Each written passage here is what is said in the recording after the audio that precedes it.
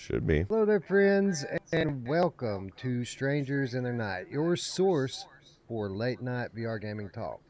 I am your host, Wes. With me, as always, is my good friend Roots, and joining Roots and I tonight to audition for Eric's spot because he's not here tonight is our buddy GT. GT, thanks for getting up early. You know, the Strangers in the Night, but it's actually Strangers in the very early morning for you, isn't it? It works out pretty well for me. So, yeah, it's all right. Thank you for inviting me. Somebody says echo. Echo. Uh-oh. You think that's All right. G? Oh yeah, you're coming through on GT's feed. Like, say something. Okay, I'll tell you what. Let's just do this. Hold on 1 second. Don't say anything. Yep. All right, let's go with this then. And wait, yeah, you guys can talk now. Oh no, wait. Yeah, actually, I have 1 more second. I need to change it to this, and then I'm gonna have to adjust. I guess hopefully everybody's audio's good. Let me put everybody to 100. Yeah, but so we should be coming through now on the Discord audio. Well, nothing's bound. There it goes. There we go. Yep. Problem solved. Good. Problem solved. Fuck you, Echo. We're done. It's over. It's always something, isn't it? Anyways, GT. Again, thank you for joining us. I thought it would be cool, man. We haven't done a show together in a while, and you know, you always wait for like a special occasion or something to you know, do invites and have special guests. And I can't think of a more special occasion than what we were both able to recently do, and that is go and demo Behemoth. And you know, typically I would be talking to Eric about this, like I mentioned before. Eric was able to demo it as well, but Eric's actually in Europe right now. He's in the chat, actually. Oh, is he? He is. What's up? What's up, Eric? 6:30 a.m. What's up? Yeah, I should be bumping into him in a couple of days. Oh, how cool, man! Yeah. You need to come. You need to GT next month. Is in Denver. Is that esport event? You need to come to it and meet me and D, and I think Mash and Eric. I don't know if you guys are still going, Mash and Skiva, and they were last year. They went anyway. Rich, did you intentionally go to the Behemoth segment right off the top? Oh no, you started talking about it, so. Oh, okay. No, I was just doing the intro. I mean, you could leave it on here. Anyway. As soon as that's a producer in me. As soon as I start hearing verbal cues or what I think is a verbal cue, it's fucking on, man. We're switching it. But yeah. Well, you know, we still got to say hi to chat and do all that good stuff. Oh shit. Well, you know what? Then chat, you're gonna just that little teaser. We're going back. We're taking it back. Wes is gonna greet you all. And then you can we can go back and you can check out the Behemoth. That was a good little tease for those that showed up early. Anyway, how's it been going, GT? I've noticed you've been pretty active on your channel. You're doing a lot more like short form stuff. You're still kind of giving your ideas on the news of the day, but you're just kind of jumping in for 5 and 10 minutes at a time here. And there's been a lot to talk about lately, isn't there? Yeah, basically, I've just been doing what I always wanted to do on YouTube, is just do stuff I want to do. So, and what I want to talk about. And to be honest, sometimes it can be quite hard to like. I get lots of opportunities to make videos on games, but sometimes I'm just like, I just don't want to play this game. I'm not excited about this game. And I used to like force myself to do stuff. So now I'm like, I'm doing it because I want to do it, which is quite fun. Part of the reason is obviously when we spoke about like the other podcasts we do, it's just like waiting for that time, you know, like August, September. That's when this becomes more full on than it already seems. And yeah, thank you for seeing the short form stuff. It's crazy. I uploaded some stuff on Instagram, which I never usually do, and I'll try and give you this ridiculous percentage bar that they sent me. and I never use Instagram.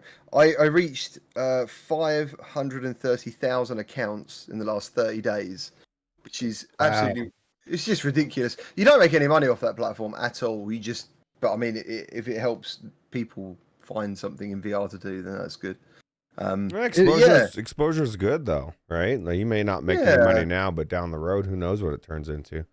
So. Yeah, exactly. And the reason I got back into it is because basically, if there's a game I really enjoy, then yeah, you're right. If I can grow somewhere else, then it's a bigger bang, isn't it? It's more noise. So yeah, it's a good time.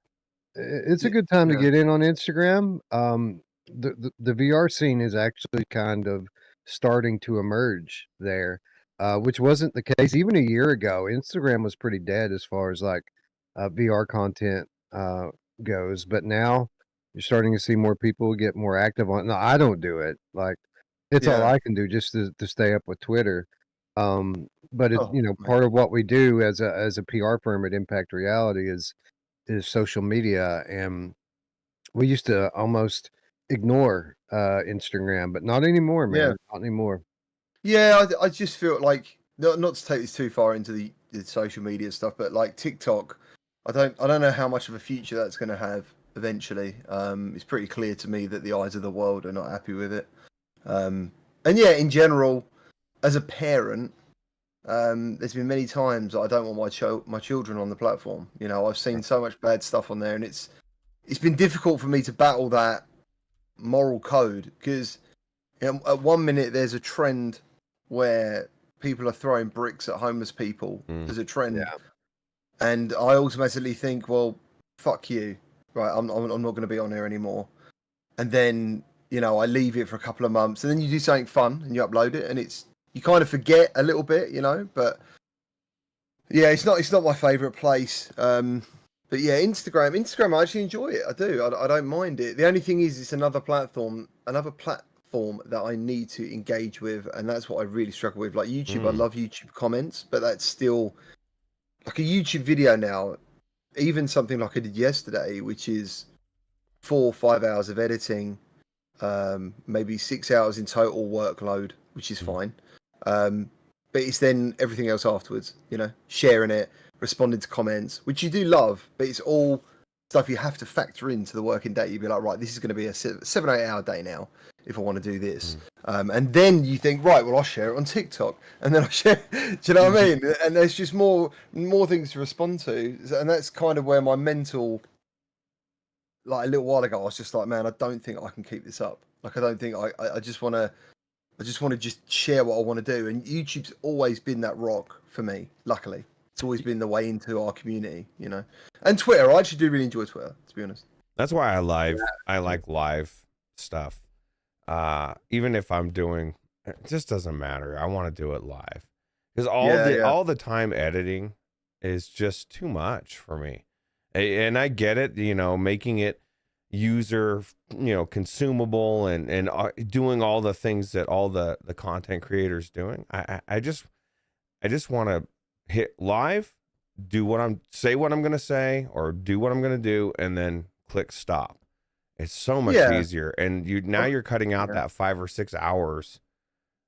That's kind of like, I mean, obviously I didn't know, first of all, probably in the first 6 months or a year, that it even mattered. Just going live and talking to people is all I did. Literally, that's all I did for like maybe even more than a year. But eventually, I was like, I was trying to figure out. I was like, why is my growth so slow? Like, what is going on? Ridiculous watch time in comparison to whenever I tried a video. A video would be, say, a 10-minute video or a 50-minute video was like 4 or 5 minutes average retention. But if you live stream, it's like 20 sometimes. And I was thinking, well, surely that is more beneficial. But it's just, I mean, unless you are an incredible streamer and you're, unfortunately, it's just like, I love streaming. I miss streaming, and that's why I try and do it more often. But again, it feels like another job sometimes. Something else that I have to then prep and do, and I have to be very excited. I mean, at the moment, I'm actually fighting back the urge to because the kids are like, my kids do. My son's just come home. My daughter's in the middle of her exams, and we're just about to go on holiday in a couple of weeks. And all I want to do at the moment is stream Alien Isolation. That's all I keep thinking. just want to play that game so bad and share it, because every time you go back, I mean, for us, we've known about that game for what Mother VR must be 5 years old. It must it's be. been out forever. Yeah. But there's people out there that you guarantee if you go live, they're going to be like, "Shit, I didn't know about this," and you could Right. you could swear that you've told everyone every single time, but obviously there's always new people coming along. So yeah, I jumped into it the other day just to test a setup, and I found myself playing it for another half an hour. I was like, Well, what about that other Aliens game that's UEVR that's just Fire like Team? that? Yeah, that thing's amazing, and it's multiplayer. Yeah, it's good. Yeah, it's really good. Now I let made a me- mistake when I was doing it, and I do apologize. And it was one of the criticisms. I was using my keyboard to do certain actions, and basically, I forgot that you kind of have a D-pad accessible in UEVR by putting your thumb over one of the sensors. And then, yeah, I completely forgot about that. That's why I just opt to use the controller. It has the D-pad, and then I don't have to worry about all the weird. My thumb's not over it properly, and it's not triggering it or whatever. But one caveat to that was what I was gonna. I guess I didn't clarify as far as like even say you're gonna take a 5-minute take, do a 5-minute take or a 10-minute take on something. Just do it in one take and record it, and then put it out there. Doesn't need to be perfect. Think about how much time you save in all of the editing. And I think I have enough confidence in you that you could do it in one take or a couple, you know what I mean? It's just when we start second guessing ourselves and we got to, I flubbed that up. I call it recording lifestyle, right? I'll tell you what it is. And I probably have done that a couple of times. Like, for example, with Contractors Showdown, that first video I did for them, I literally flipped that in 4 hours. Like, because I was so easily excited, I knew exactly what I wanted to say. I didn't need to script anything. I just sat down with a mic and just spoke. And you are right, that works. But like, I guess there's a couple of things you battle with imposter syndrome. See, I might sit here and think to myself, "Oh, that'd be a great idea," but then I think, actually, like, will anyone care? Like, the inner chimp, the inner person who wants to put you down will tell me, "No one will care about that, dude. Like, just because you want to do it." I mean, and then sometimes you've probably tried it and no one did care. So that just like literally makes a massive smash on your ability to go, "Do you know what? I'm just going to do that." So that happens. And yeah, I would like to say I don't care. A lot of the time, as I said, I've got to be naturally thinking, I want to do this. It doesn't matter if anyone cares about it or not. I'm prepared to take that on the chin and just go, I want to make this message. I want to talk about this game. Yeah, I would like to do what you're just saying, but I do know through metrics, and it's been slow for me because I think with the algorithm, I messed up. I made a lot of mistakes in the first 3 years, and I'm still catching up. I'm teaching YouTube algorithm my content is decent. Is editing, it is retention, it is click-through rate. Like, yeah, and literally that is the recipe that I stick to, and year on year, even though my subscriber count is okay, my view count is way above my subscriber count in terms of measurements of metrics. You know, you could put many channels against mine, and my metrics view-wise are above theirs, and that's good for me because that's what I want. Is eyes on. So yeah. Yeah, absolutely. I feel you. Lots gone down since we last did this, man. And obviously, I don't want to sit here and go down the line with all of these games and stuff that got announced, and I don't want to bring the party down by talking about Astrobot anymore. Did you see Pumpkin's video? Mm-mm. I didn't watch it. No. He used my clip, and he made it black and white, I think, to make it more harrowing. And like obviously I didn't know I was going to be in it, and it was like a very slow zoom. And honestly, yeah, I think you can see my heart break a bit. Like, Oh yeah, I remember thinking like, I felt my eyes get a bit watery, and it's kind of weird. Even though I was prepping myself, it's weird, isn't it? Like, I knew it wasn't going to be in VR, but I don't think I fully allowed it to happen in my head. And when that happened, mate, I don't even want to think about it now. Well, you say that now, as you're saying, you don't want to think about that now. I have a question for you. What do you think that means? you have a flagship game that came out with the OG PSVR 1 and PSVR 2 it's not on the platform. What kind of signal is that sending to you as a PSVR player? Because to me, it's like, I don't know, man. It's like such a crazy, I never would have thought. I don't know. Before we do this, do you remember how long we said we're going to be live for? Oh yeah, that's true. Yeah. That's a good point. Yeah, but just to quickly wrap it up, I'm very disappointed. I am exceptionally worried for PSVR, and I'm also quite scared to say how I feel, to be honest. How I feel about the situation, because there'll be so many people in the PSVR community that are very protective, would get very upset. But yeah, I feel like, look, to be honest, man, everybody's pissed off right now. Everybody's upset about it. 7 days ago, right here on this very show, I blew up over it. I was mad. I did not live react to it. I'm so glad I didn't live react to it, because I was so angry and disappointed when that was over with. And a lot of people feel that way, and you can see it in the comments. You go to any kind of any of those initial Astrobot posts from PlayStation, be it on Twitter or on the blog or even on YouTube, and the PSVR community just showed up, man, and really showed out. But so I'll end it for me. What it tells me is that the platform has not done nearly what we believe it's done money-wise, because Sony's a company, and if they're not supporting this game in VR, there's a reason. It's because it's not making the money that they felt it wasn't worth it. You know what I mean? Like, because it would have easily been easy just to put it out on both platforms at some point, and that's assuming that somehow, some way isn't like Wes and I were saying, until it comes out. You know, there is a possibility it comes out, a small possibility it does still come out in VR, but the longer we get away from the announcement, I start to feel less and less. So I've got a bit of a different take on. So basically, throughout the life of PSVR, I've heard all different rumors, and we've all heard them. I remember hearing Half-Life Alyx, which I never shared publicly, because I kind of thought, mate, if I tell everyone that Half-Life Alyx comes to PSVR 2, there is people out there who would buy a PSVR 2 for Half-Life Alyx. I thought, I'm not going to do that. And then we heard about Returnal.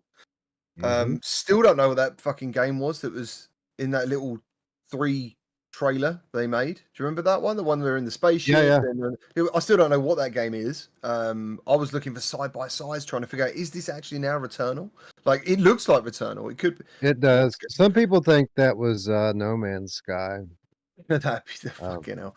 But yeah, so like, I kind of think to myself, if we look at and then obviously I was told many times that PSVR 2 was literally as close to happening as not happening. Like, it was a real blip decision of like, okay, let's just do it. We've got the hardware, we've got the idea, we've got the design. Let's go for it and see what happens. But what worries me is like the games that came out that really make and still make, I guess, like Resident Evil Remake, Resident Evil 8, is it Resident Evil 8, Gran Turismo, things like that. All those games, and Horizon especially, it's probably started development 2 years early before the launch, right? But if you look at where we are now, that tells me that when the thing launched, that someone at Sony wasn't investing then. They'd stopped already, because you'd be getting the games now, this year. Right. Unless there's going to be something special happening that we don't know about, because everyone talks about state of play. I talk about state of play. I always get excited.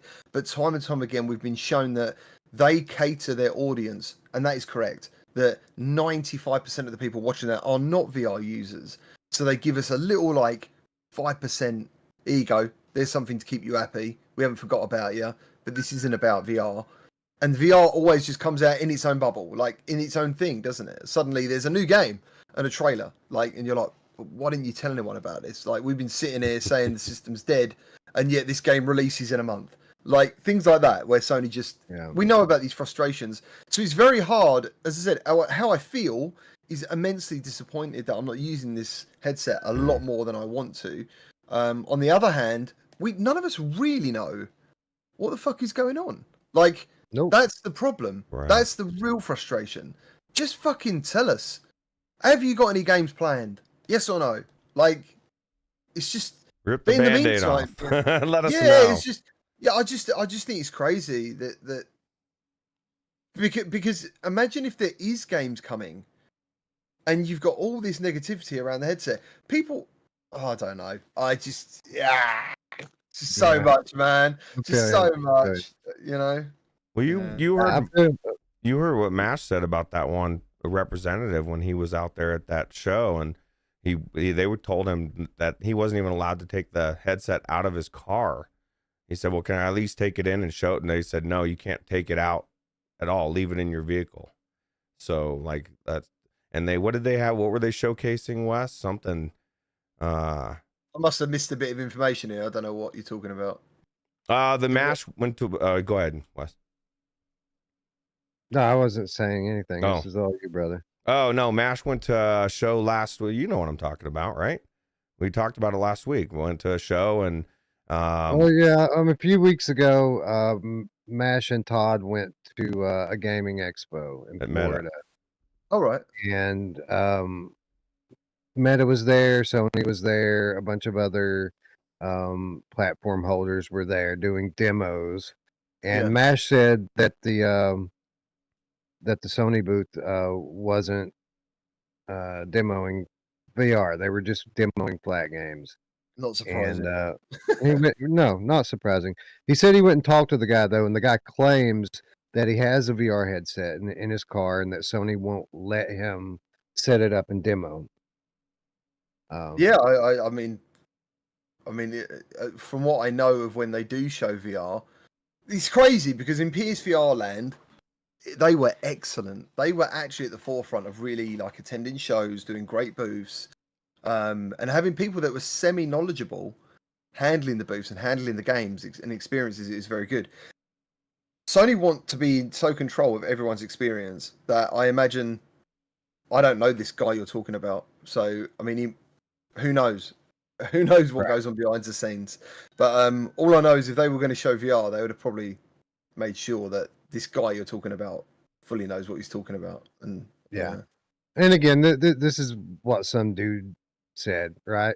Could have been very well that because Mash was down there demoing VR for Meta, and you know how people are. Perfect stranger could be, oh yeah, man, I totally want to do VR, but you know, Sony won't let me. So who knows, you know, how much truth in that there actually is, but that's what the guy said. And anyway. We have a few tips come up. I want to get to them before they get too far behind.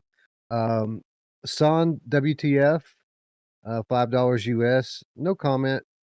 Just a tip. Thank you very much. Not sure Brondo, also $5. Says for mom's tampon fund. Thank you, Brondo. That's awesome. Thanks for the donation. And then we have Backsorn VR, $10 US. Says, is the PSVR 2 adapter that is being released without the Sony PSVR 2 frills, is that a Sony decision to try to push the console purchases, or is the tech hard locked? Is the PSVR 2 adapter that's being released without the PSVR 2 frills, is that a Sony decision to try to push console purchases, or is the tech hard locked? Yeah, so like I mean, basically what you're saying is, did Sony consciously go, right, we're not adding those features because if you want those features, then you're going to have to go on PS5, and are they only developed for PS5? Which I think is partly what everyone is saying, but also a lot of people are saying when it comes to PC, modders are going to make use of all this stuff anyway. So yeah, I mean, yeah. Well, plus the controllers, you can't use the adaptive triggers or any of the extra stuff on the other controllers without it being hardwired. So if you wanted to have your two controllers hardwired in VR, you could get adaptive triggers, right? I mean, I would imagine there's got to be a reason that those have to be plugged in, right? Yeah, I think there's a number of different things going on here. I don't think there's any one answer to this. I think that for some features, like Roots is mentioning, there are technical reasons why they can't come over. For other things, um, it's a situation where to fully support these features would probably mean months and months more of work to get it ready, and they want to do this quickly. And then, if they were to put all those months of work, then it still really wouldn't mean anything unless the developers, updated the games to support the features. Um, and I think that it's basically a combination of reasons for all of this stuff. And the best way that they could frame that up is by making it look like, that they're saving those features for the console. I think that's all marketing talk, though. I think that there are real world reasons. And I think a lot of this stuff we're going to see over time through modders, and maybe even further down the road, we can get an update where some of this stuff is supported um, officially. But I wasn't too shocked by that. A little disappointed. Obviously, we would like for all the features to come over, but I still think it's a great thing for owners of the headset or PCVR owners or new PC owners that are looking for a affordable headset with good resolution, good screens, and all of the things that it does still have going for it. Um, it's just basically a normal PCVR headset now instead of having all of this extra stuff on top of it. Yeah, I just want to add that I think there was a couple of.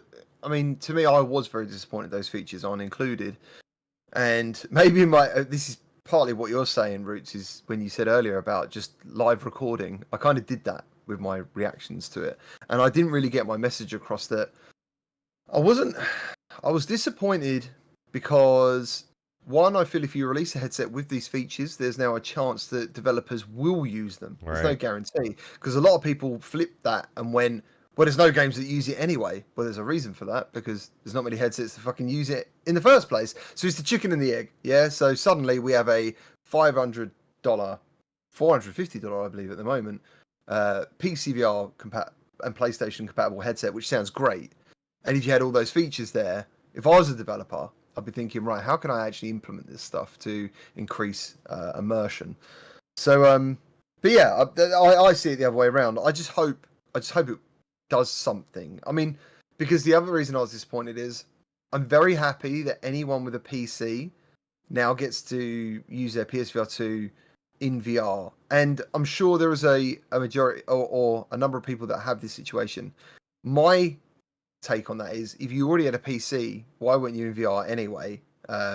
Because there's been many years you could have done it. Well, a lot of people are probably playing on Quest 2, and this would be an upgrade for those people. Oh yeah, upgrade absolutely. But I mean, let's say that is a good thing, isn't it? It's a good thing that you can use PS5 PC. But what I think and what I worried about straight away was without those features, will people buy it? Will they buy this headset for PC? That's where I kind of thought, now you haven't got those features, there is now a lesser chance of that happening. And that was the reason I was a bit annoyed. Because that was, for me, I was just like, wow, $450 for like a headset that does all this amazing stuff, which we've all experienced with games like Synapse. Like, that'd be incredible for PC, PCVR users are actually missing out. And we know that, Yeah. So, yeah. Well, maybe somewhere down the road, Sony will allow it, whatever they can, if they're able to allow it. But until then, it's a good headset for people. Like Wes said, it's comparable to a Reverb, right? Clarity wise, going to be even better with the OLED, and the controls and the tracking are better. So if you don't have a VR at all, it's probably the cheapest, best headset you could get. Some people would argue Quest 3. And I don't know, for PC, I just want to connect to my PC. I don't want to have pass through. I don't want to have all the weirdness of connections sometimes and everything that comes along with it.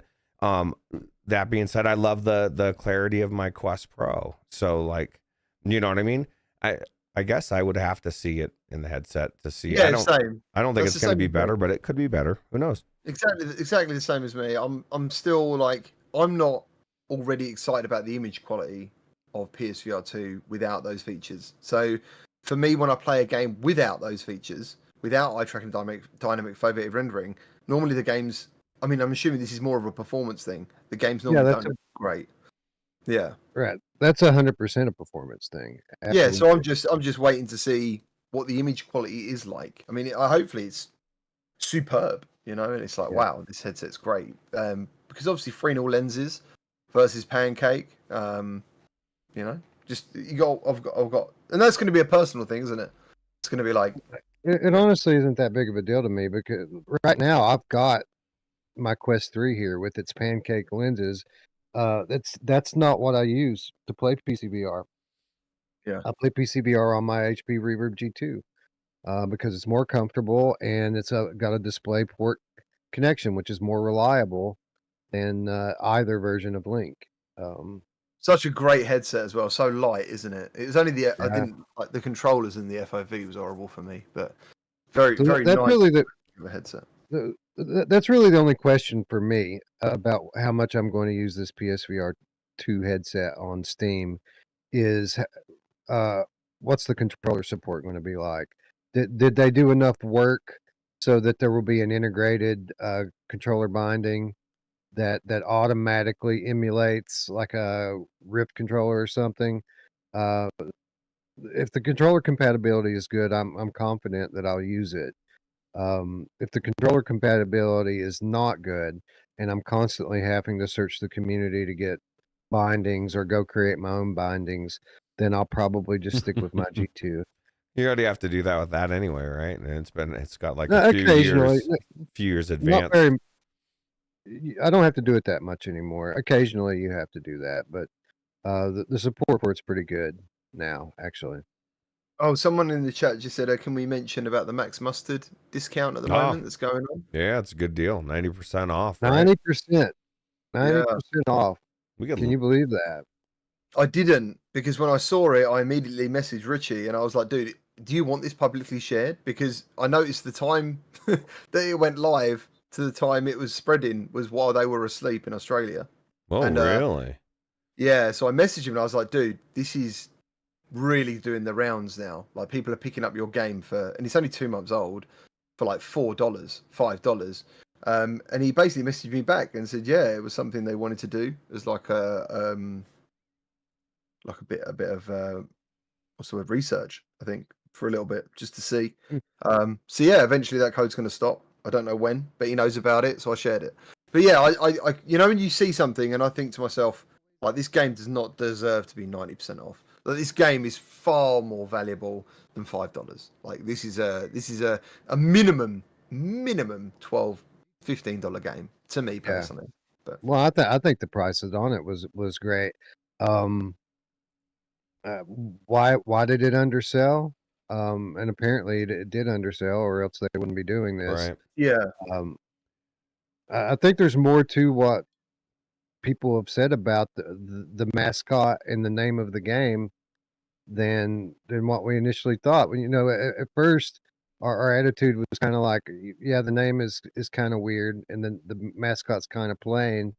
But a good game always wins out in the end. That was kind of the attitude around it. But apparently not, right? Some people don't like mustard, Wes. They're more of a mayonnaise kind of person. I don't know. I love it. The first time I heard the name, I was like, why? Why would you do? It doesn't make any sense to me. But no.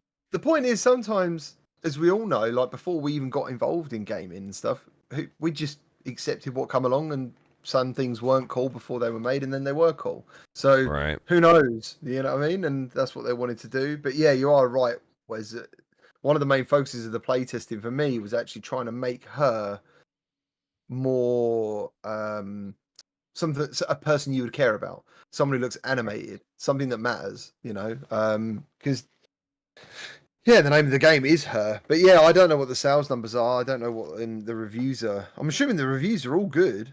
There would have to be. It's a great game. Well, everybody Yeah. that's out there, buy it. It's like $3 or $4 now. You can even get it for free if you have a $5 coupon, and then go give a good review telling everybody after you've played it. If you play it and see how good it is and you like it, give a good review, and we can get some more reviews. This is short, limited times. Hopefully this will spark some sales. And that's a great point, Roots. Everyone that has this game, obviously these developers need help, and reviewing the game goes a long way to how it's promoted on the store. So maybe that's why they're doing this. Maybe they want to get that review count up there. So guys, take 5 minutes and type 3 lines and hit send on it. Rate the game, review it, and let's do what we can to say thank you for them basically giving their game away. Yeah. I mean, people aren't even like, it's only got 262 ratings, and that doesn't take any effort at all. Maybe it's weird though, because on PlayStation you can't even leave any reviews. Like, you can't tell someone anything. Yeah. Five Nights at Freddy's has 2,000 and some odd reviews in less than a month. How crazy is that? I didn't even like that game. I didn't know. It's okay. It's just not my. I type liked of game the first one. I didn't. The second one, I was just like, this is. I mean, there's a couple of games that were good. The one where you like got to go across the floor or something, and I don't know. There was a couple of them good, but overall, I just got a refund. I was like, this game isn't fun. I just linked something. Somebody said, "Where's the code?" It should be. The thing I linked is I guess it's a Discord app attachment. So actually, I can just type the code because it's right here. Yeah, I was just gonna do that. You could type it and pin it, Roots, if you wanted to. Yeah. What is it? It's 90% off. But yeah, I've started sharing it now. He's given me the blessing to do it. Anyway, while you guys are doing that, I'm going to go ahead and get this shit on the road. And say hello to our friends in chat. Chinatown D is here. She's put the code in the chat. Let me see if I can find that. Did she? Yeah, she did. D, you're still in my thunder. What the hell? Oh, it's okay. I mean, check this out. Gorilla Tag made $26 million in revenue. That's it? It's a free to play. That's crazy. Well, it tells you it just that's a model that works as long as you're giving people something. There's so many things that come into factors though, because there's so many developers trying to do the same thing. Timing is massive. There wasn't really any other VR game that was like it. Timing is everything, and then you also free to play doesn't work unless you have some kind of monetization. You know, usually it's some skins or whatever you can buy as long as you make it fun to do it. But anyway, Wes is supposed to be greeting people. So. Yes, sir. Hello, everyone. We have always lived in the castle. Mary Cat is here. Says, "Hey guys, I'm very happy to have PSVR 2 on PC, even without the haptics. Well, it's going to have normal haptics. It just doesn't have like the super advanced ones." Maxlorn VR is here. Mal is here. JPEG Q is here. Ezek, Cerebral Frost, the SPVR cat. What's up, Dan? Inferno 9's here. Eye on the Icon. Shades of Gray Matter. GameCat, Photo Nutter, Rogue TR, Ghost Shot, Fluke Rogie, Awesome Tatum, Old Dart, Substatica, Inferno 9, Rad Boy. Hello, everyone. Magnum Gaming is here. Distracted is here. Corporate Zombie, Gabriel 004, Simon Says VR, Mischievous Marcio, the Underground Game Cat is here. Shades of Gray Matter, Roy Schwartz is here. Who else is here? Tonics is here. Paul Fennessy is here. Tiffany's here. Hello, Tiffany. Hey, oh, Tiff. Son, what is here? Mickey Barrios dropping keys like Mickey Barrios does. What's up, Mickey? Mr. Lord Beavis is here. Mr. Lord Beavis. Game Cat Behemoth is here. Game Cat Behemoth? Yeah. It's amazing. SJ Copa here as well. Xbox Game Pass only, bitch. And sometimes PS4 LOL is here. That's interesting. So he only uses PSVR. by that statement. Who else is here? Great system, good library. Chatty's here. What's up, Chatty? Scrolling. El Diego VR test rate review. Both in the house. Eric was here for a minute. I don't think he's here anymore. He got What the quiet. hell? Alejimbe de Catalurgic Game Cat is here. It's free VR real estate as well. MRI Gamer, Jonas Lake, Philozix is here. Scott Dracula is here. Oh, Adonis Contreras is here. The Stig's here. Don is here. VR SpryGuy is here. Don is not here. Don is VR SpryGuy is Don. Has Don been here? Nah, not yet. Not lately. He's incognito. He's been out there. Just Smash hasn't called it out yet. Anyway, sorry. That's as far as I can scroll to the north. Let's see if anyone else has slipped in. Flippies. Like Stevie Dan 1969. Slipping in. Joshua Taylor slipping in. Doomslide 82. More VR. Cerebral Frost, the PSVR cat. Right, it says who else is here. You know, likes for it to be slipped in. Oh yeah, she doubling. Whoever likes to be double slipped in. Yeah, big time. Wow, bloody hell. Joel's here. AW's here. Mao is here. Hello everyone. The button pressing, joystick moving feline friend slipping in here as well at the last minute. Thank you everyone for either staying up late or getting up early. We appreciate you being here, and it's amazing. You all rock. Before we get into Behemoth, which I assume is why everyone's coming here to see my Behemoth footage and ask questions. Ruuts, we got a giveaway. Oh my God. Last Saturday. We haven't named a winner for yet. So I'm going to go to the random.org random number generator. Everyone who left a comment to enter the giveaway last Saturday has been assigned a number. 23 entries. We are giving away a copy of Sackboy, a big adventure for what a Steam. great game. You know, funny thing is I like everybody on that 23 list except for one person. I don't like you. You know who you are. No, I don't know. I have no idea. I haven't even looked at the list, but I'm sure there's somebody out there. I think they're all good, maybe. I'm sure there's somebody out there that Ruuts hates. Yeah, probably. Or hates me, and that's the one I hate. So I don't hate anybody, actually, but I believe that. I believe that. Anyway, Sackboy, a big adventure, an excellent game to play in VR with the UEVR mod. We played it last week, co-op, Ruuts, D, myself, and Eric, and it was a lot of fun. And one lucky person is going to be able to join the game as soon as I hit this button. So give me the number. Powers that be? 7. 15. Oh, 15.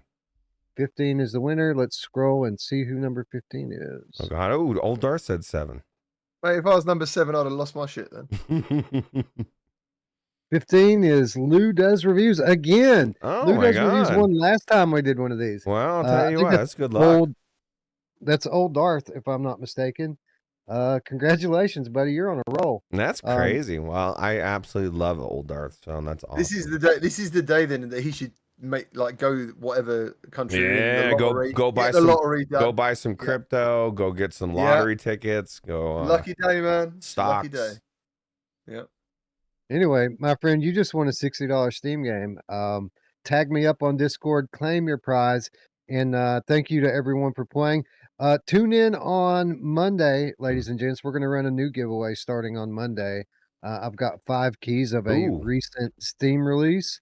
Nice. And we'll give some away live on Monday, and then draw for a couple more the following week. I'll tell you what, Wes. I would have said last week that that Sackboy was my favorite UEVR platformer I've played. And I don't know. I feel the game we're going to be talking about later actually kind of gave it a run for its money for me. So Yeah, it's debatable, and we'll talk about that when the time comes. But for right now, let's get to the headline. Let's get to what everybody's here to talk about, and that is Skydance's Behemoth. As most of you, if not all of you, know, within the last month, GT and myself had the opportunity to uh, demo Skydance's Behemoth. As I mentioned before, we didn't actually play a level from the game. Instead, we were able to play what they call a vertical slice demo, and it was made up from real assets and parts of the game. But there are some differences. For example, there weren't as many enemies. Some of the level had been cut out for time. The object of it was basically to cut it down so that we could play through it in 15 to 20 minutes. And I don't know about you, GT, but they were kind enough to let me take my time on it, and I ended up playing this thing for about an hour. Did you have to run through it, or were you able to spend your time with it a little bit? Well, yeah. So when we got there, I think they designated 30 minutes to everyone, roughly on the roster. But when we got there was some like technical setup issues which you helped them with, and then Mike. By the time Mike done his, we'd done the whole hour, and he played it for about 45 minutes because I think he already spoken about like the arena mode or the dungeon mode. We messed around with that as well. Is Roots not meant to be in this image? Is he gone? Roots, are you? I'm here. No, I'm here. You're You're not. invisible, bro. I'm invisible. Yeah, I'm still here. Oh, This is my fair this enough. is my incognito mode. Imagine if that's how you actually existed, like That- some weird It would be alien. cool.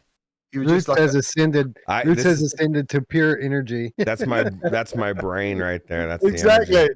Do you know what? That would be a great VR YouTube channel just there. Just that weird plasma shit, just moving around in a cosmic cloud, talking about stuff. It would be I think cool. you're onto something there, mate. But yeah, I did get to play, and yeah, I was actually very lucky, like you, really. I then got the whole hour while Skydance just ate their lunch and stuff, and yeah, it's good. It's very good. So I'm going to approach this a little bit differently now because I'm sure many of you have consumed so much Behemoth content over the last 7 to 10 days um, that there's really no need to go over the basics anymore. People at this point probably have a pretty good idea what this game is, how long it's going to be, what the gameplay loop is. So what I thought I would do, this is my footage here that we're looking at. I'm not showing the whole hour. I did edit about 20 minutes of it out because as I typically do, I stopped and just looked at like level geometry and stuff really closely. There was a bunch of rock staring footage that I didn't think people would want to watch. But I'm going to just kind of watch through this, and when something pops out to me that I think people might be interesting, I'll comment on it. But in the meantime, those of you who are in chat, if you have any questions about this game that haven't already been answered through the content that we've already put out, please put it in the chat. And if we don't see it the first time, keep putting it. And I'm going to try to answer as many of these questions as I possibly can. Yeah. So, Roots, if you wouldn't care to kind of help keep an eye on the chat. Shades of Grey said Absolutely. rock staring is the best part. He's a how fellow much he's a fellow rock starer, clearly. How much time did you spend just kind of chilling out and taking in the scenery? Because I was quite impressed um how this game looks in the PSVR 2 headset. I mean, the levels are kind of homogeneous, right? Like there's a lot of snow and ice and rocks and ruins. It's pretty much all there is here.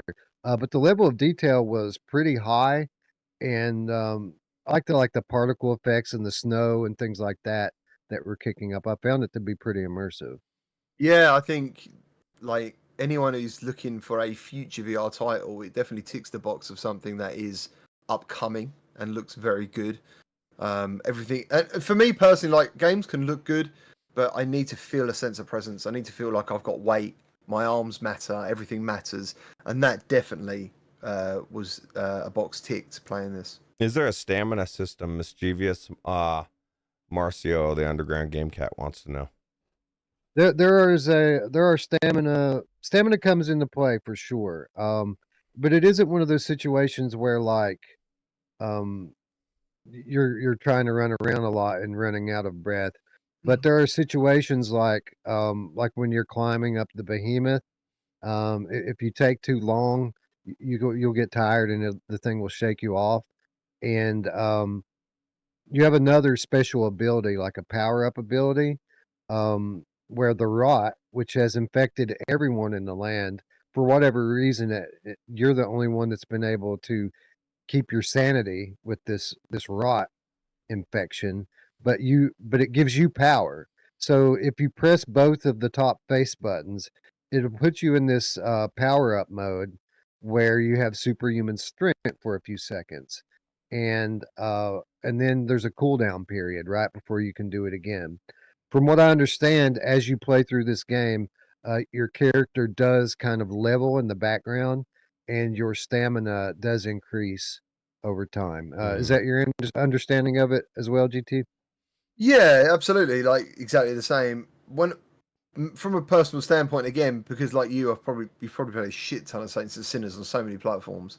My pet peeve of Saints and Sinners was always that you were so weak as a character. It used to really piss me off. We used to in one of my old houses as a kid, we used to have a fireplace that my dad put in, and I used to love chopping logs. That was like my job on a Sunday, and I know how many times I can swing an axe. It's a lot, and in Saints and Sinners apparently it's only two, and it would Right.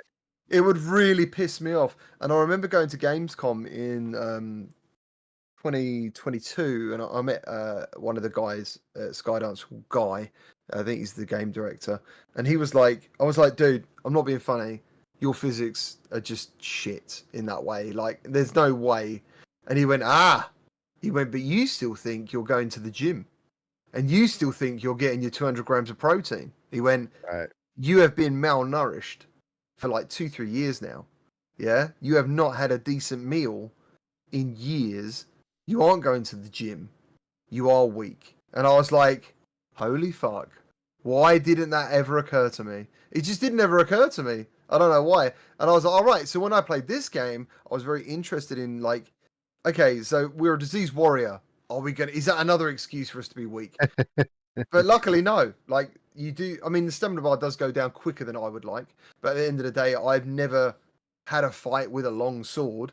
And I've never two-handed weapons. But if you have a fight with two swords or use a long sword, which is heavy, for example, your stamina does go down quicker. But you do feel like a strong warrior, which was the important part for me. And as Wes alluded to with the rage mode, like that is superb. I absolutely love that. Yeah, it kind of feels like you feel like a level of power when you've got your rage mode enabled and you're using your grappling hook and you're using all that stuff seamlessly together. It's a level of power that really I've only felt in a game like Synapse, which is obviously a very different game, but it's that same kind of thing where you're just kind of melding these guys and running through them without even stopping sometimes. Yeah, it's basically like Hulk mode, isn't it? Right, yeah, it's pretty incredible. Yeah. Old Darth wanted to know, when fighting the Behemoth, how often are you looking skyward in a neck strain? Like if you're fighting them from below, I guess. No, this first Behemoth, and we'll see that here in a few minutes because I did include a significant part of the boss fight in the footage here. When you're fighting the Behemoth, it has weak points on it that you have to expose and attack, and I think there's 5 of them. But the first 2 are right on its like ankles. So you're looking skyward a lot, but it's not you're basically just watching so the thing don't step on you and squash you, which can happen very quickly and very easily. So you do look up, but it's not like you're standing there just kind of staring at how massive the thing is. You're just kind of trying to watch your back to make sure that you're not going to get stepped on. Um, yeah. Um, I hope that answered your question. Um, there was another question here. GameCat Photo Nutter. Did they only showcase on PSVR 2? Any chance the demo will come to the masses? Yes, they only showcased on PSVR 2. I would say I doubt that this demo would come to the masses. Typically, these vertical slice demos are normally just intended for internal use, for the studio to show off the game to the platform holder. But obviously, in this case, it was repurposed to give people previews. But you never know. You never know that they might do a demo when the thing comes out.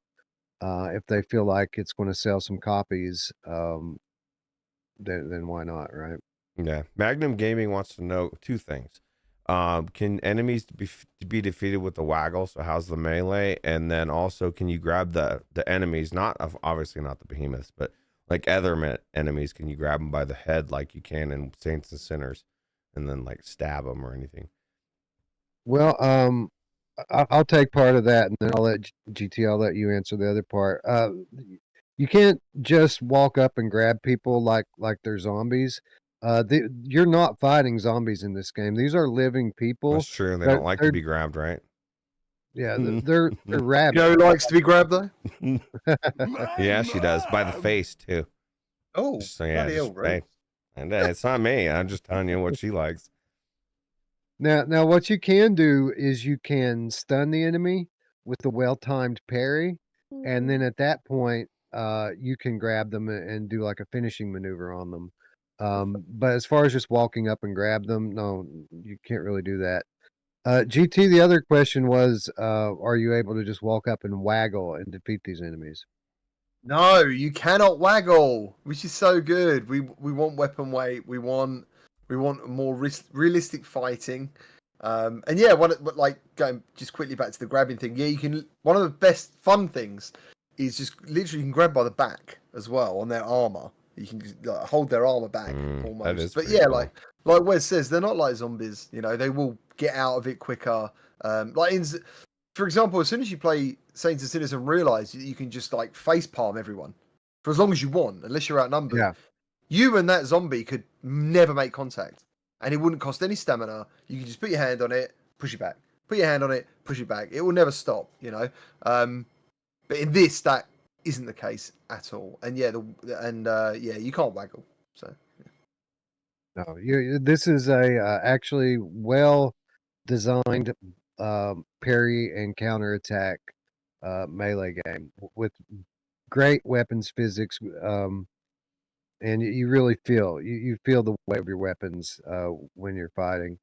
did you So like no, the parry system then, Wes? Did you enjoy it? Like, did you find it? I Very... mean it wasn't perfect. It took it. Well, I mean, I got good at it eventually, but it took me a minute. It took me a minute to get used to the timing of it and the angle. So it isn't enough just to block and have the timing right, like a lot of these parry games.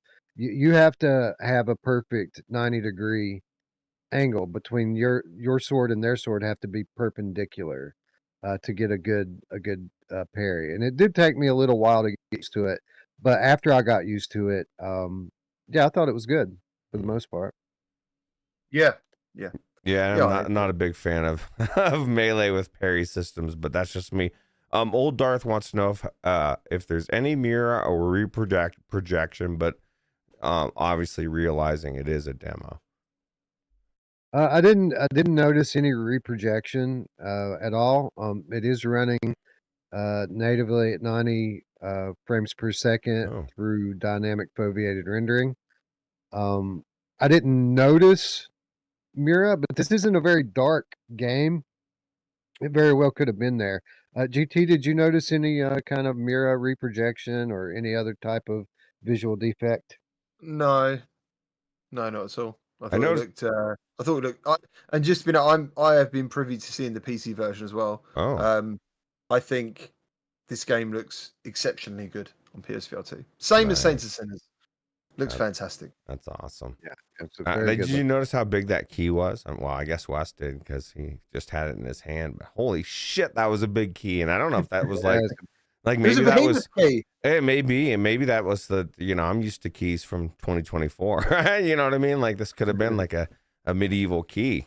Is that like the standard? I think it's cool. Yeah, small keys were like unfashionable Yeah, back in you'd lose medieval it. times. Yeah. Yeah, exactly. Yeah. I have a Well, you got to be question. able to. You got to be able to hold it with your big armored mitts, right? That's true. That's true. So how is I see the shooting the crossbow or whatever you want to Hook call it. shot. Oh, Yeah. the bow and arrow. No, the hook shot. Yeah, it looks cool and stuff, but it seems like it's very specific and hard to hit sometimes. And I don't know how, like, if that was No. more user error or what the deal was with that. It wasn't error. It was me playing around with it. Oh, okay. Because the developer had mentioned to me that if you get good at it, that you can kind of start to retract it, and then in midair, if you hit your dash, you can kind of dash off of it in different directions. So I would just played around with that a little bit, trying to make it work like that. I never really could quite get it the way that he described it. But no, I tried that, Wes, right? And I don't know if you remember in the Sonic games where you can like jump onto a pole and then you got to do this 360 thing and press the button at the right time. Dude, that happened to me on this. I did the dash while going. So I think I explained it before. Is basically this isn't an automatic hook shot. If you fire the hook shot, it won't do anything unless you want to retract it. So you hold the button and if you keep it held, you will hit where you want to go and it kind of catapults you off a bit. And then, like Wes said, we was talking about using like different abilities because as soon as you fire it, it literally turns into a winch system. I did the dash, and I literally went, "Way!" I was like, "Man, this game's fucking awesome. People are going to be throwing up all over the place." And he was like, "Yeah, cool, isn't it?" I was like, "Yes, mate. I'm really pleased. I loved it. That's cool. It was great. Yeah, it was cool. It was funny." So as you all can see there, I just found the first of 3 collectibles Ooh. that are hidden in the level, and if you guys watch closely, you'll see the other 2 coming up in the next few minutes. Oh, you went after them all? I would have been surprised. I'm surprised you didn't just skip Pat. No, I'm just kidding. Well, they said to me when I started playing that no one has found them all yet. Oh shit! So Well, there you I was go. like, "Oh, Wes is like, is dude, I'm that doing it. right?" I'll find it within Yeah. 15 minutes. Old Darth wants to know if there's good 3D positional audio. How's the audio in there? Yeah, no, the audio is very good, and someone else was asking about the music. I want to say that that they're doing a original soundtrack for this, and it was very good, like orchestral music. Oh. Am I right about that, GT? Yeah, absolutely. This, yeah, I don't know. I mean, just to cut it, I don't want to cut the whole thing short, but they are trying to make a AAA VR game. And it feels AAA. This is actually supposed to be a mini boss here, but as you can see, not for Wes. You fucked him up, man. Dude, Mess isn't fucking around, dude. Yeah, he fucked him up. So that dude's he looks really big in the headset, like he's a tall guy, and he talks some shit to you when you walk in the room there. The bigger they are, Wes. That's right. That's You know? right. But he's got armor. You just have to split his armor, and then he's a bitch just like everybody else. I got a feeling that when we played it, they might have took some feedback from that. You think? Yeah. Yeah, and that they said in the email correspondence that I've had with them that that there will be a lot more enemies in like the full version of it than what was in this. Like in this, the enemies were actually kind of sparse, and it was always just one at a time. Well, not always, but mostly just one enemy at a time. And you can tell from the B-roll that they put out in the trailer that there are going to be situations where you have to deal with 2 and 3 of them at once, which I think is good. Yeah. Because to be honest, I didn't find the the combat in the level to be very challenging. And it was fun. It was fun to play, but it was not difficult. Like I don't know if it's supposed to be though. Really, I think I think that, and I've said this before. What really sets this game apart and special is the boss fights. It is the Behemoth. It's a AAA quality game. It's an action game. It's a power fantasy, and all of that's true. But the Behemoth and the act of fighting and being in the presence of the Behemoth is what really sets it apart and makes it a special experience, unlike anything else that we've seen in VR as of yet. JPEG QS, is there much enemy variety? There wasn't in the demo. I can't really speak for the larger game. Did you happen to ask about enemy variety, GT? I don't think I did. No, I think just going through the footage and stuff, I think there's like, if you add a Behemoth 3, when it like you've got the grunt, the mid-level grunt, and then the Behemoth, but there's variations of the grunt. Right. They could have like minimal armor, loads of armor, different weapons.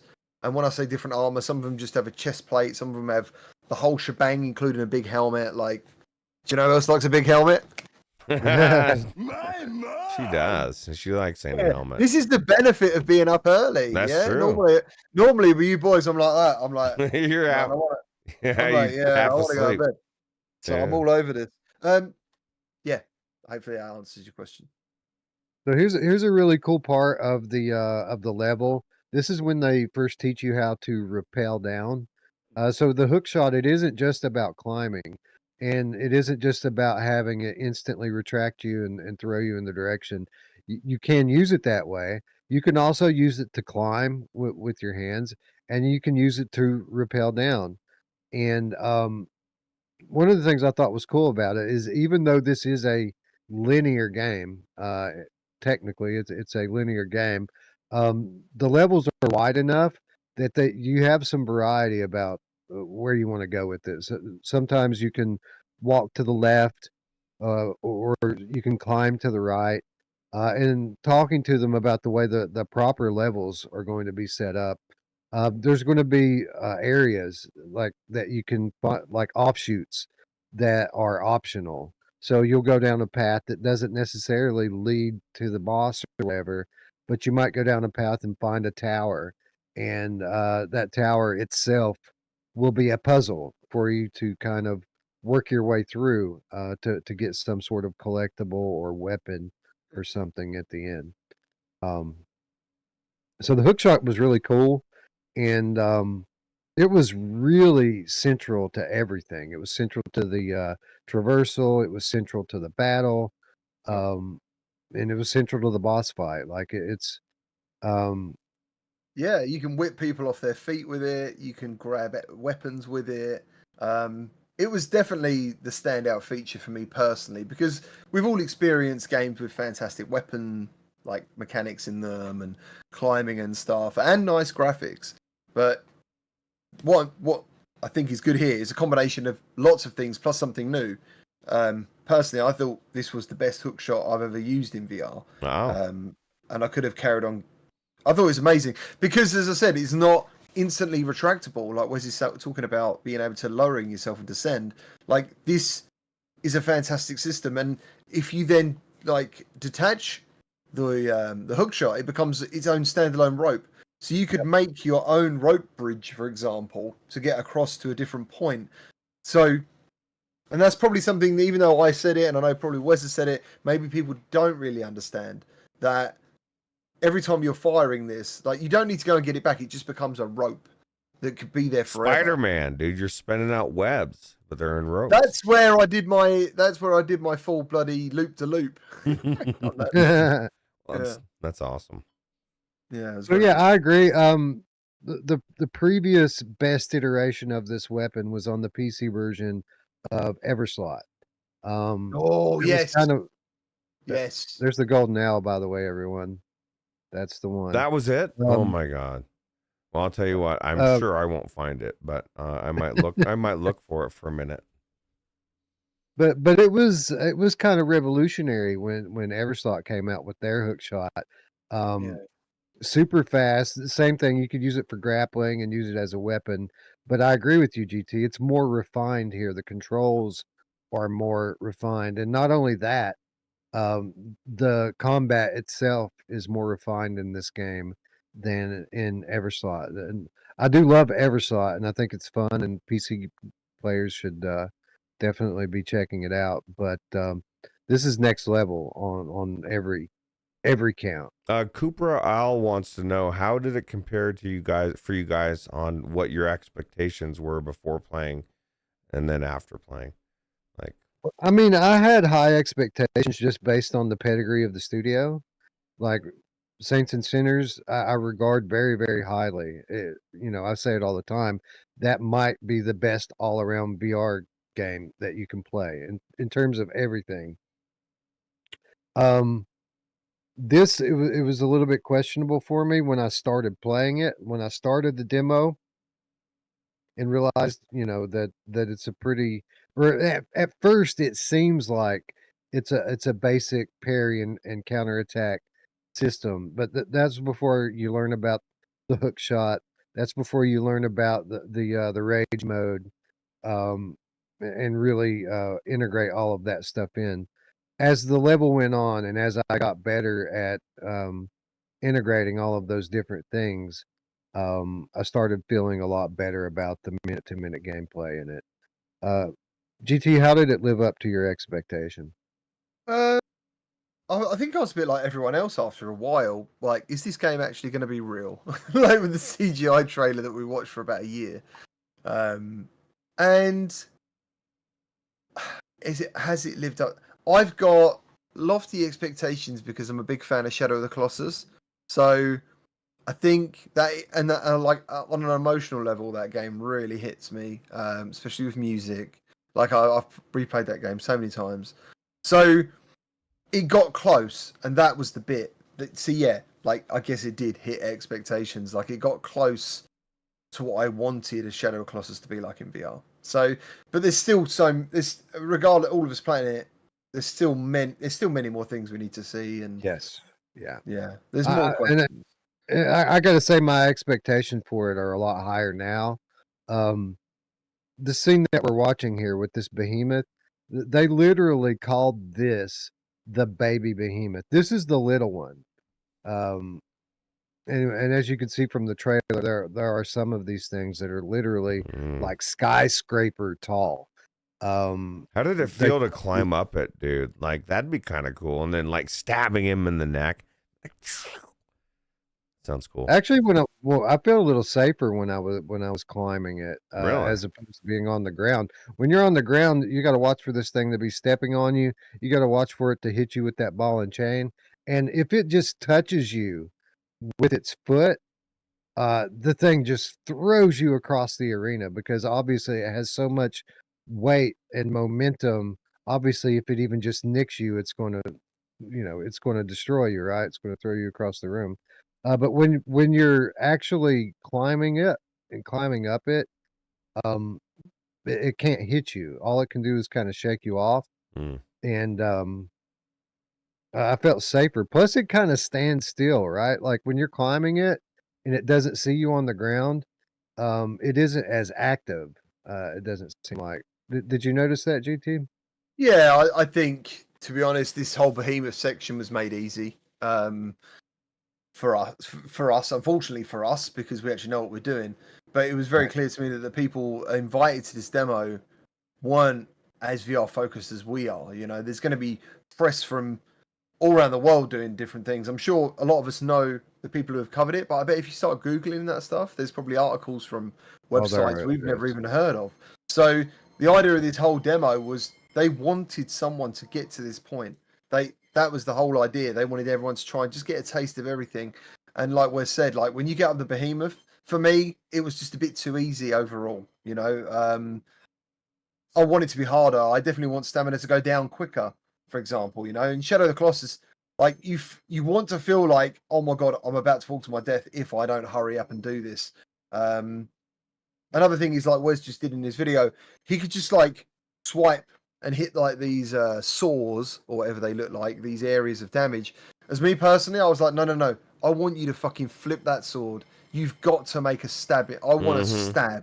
I want to stab. Yeah, I don't want to just have a little flick on it. I want to stab it. And they were like, yeah, you can stab it. I went, no, I want to like make people stab it. Yeah, don't just let them brush on it. So yeah, there's all these different things that. But yeah, I did that myself. I basically role played that. I wanted to stab it, so I did stab it, and it felt brilliant. Because someone mentioned in the chat earlier about the stabbing mechanics are like Saints and Sinners. That yes, it is like Saints and Sinners stabbing mechanics, very similar. But again, everyone's a bit more active. You know, your character's got more strength and more energy, and so have the enemies. So yeah. So Shades of Gray Matter says the damage from the stomps seems pretty low. It's actually not, and those aren't stomps. If it stomps you, it's one hit. You're dead. What you're seeing there is me just being nicked by its toe, and it throwing me halfway across the arena, and it takes about I would say half of your health away if it just kind of catches you a little bit like that. If it stomps you, you're dead. Period. And if that ball catches you clean, you're dead as well. Can you imagine if that hit you in real life? That would probably kill you. That'd be a bad day. I just had a thought actually. Something we didn't really talk about, and I didn't anyway, was actually just the dash ability. Yeah, you can dash. It's got a standard dash that lets you dash left, right, and backwards. I want to say you can't really dash forward. Am I right about that? I think so. Yeah. Yeah. Backwards, left, and right, and that out of all the fights I had, it was at this moment with the Behemoth that it really came into play. And I guess maybe I don't know why I didn't really mention it. I actually don't think I really mentioned the dash ability at all in my video, because I think it only really hit home to me at this point. So don't know. Yeah, that's the only time you really use it, other than like I mentioned earlier, dashing off of the hook shot. But I did die a few times here to this Behemoth. Every time it was it stepping on me or hitting me with the ball because I wasn't watching. You know, I was focused on something else. So I cut probably 10 minutes out of this section here, and I cut the end of it off because the studio, requested that we don't spoil the end of the boss fight. I was wondering. Yeah. I was wondering how far this was going to go. I was thinking. I talked to them. I talked to them and verified exactly how much I'm supposed to show and how much I'm not.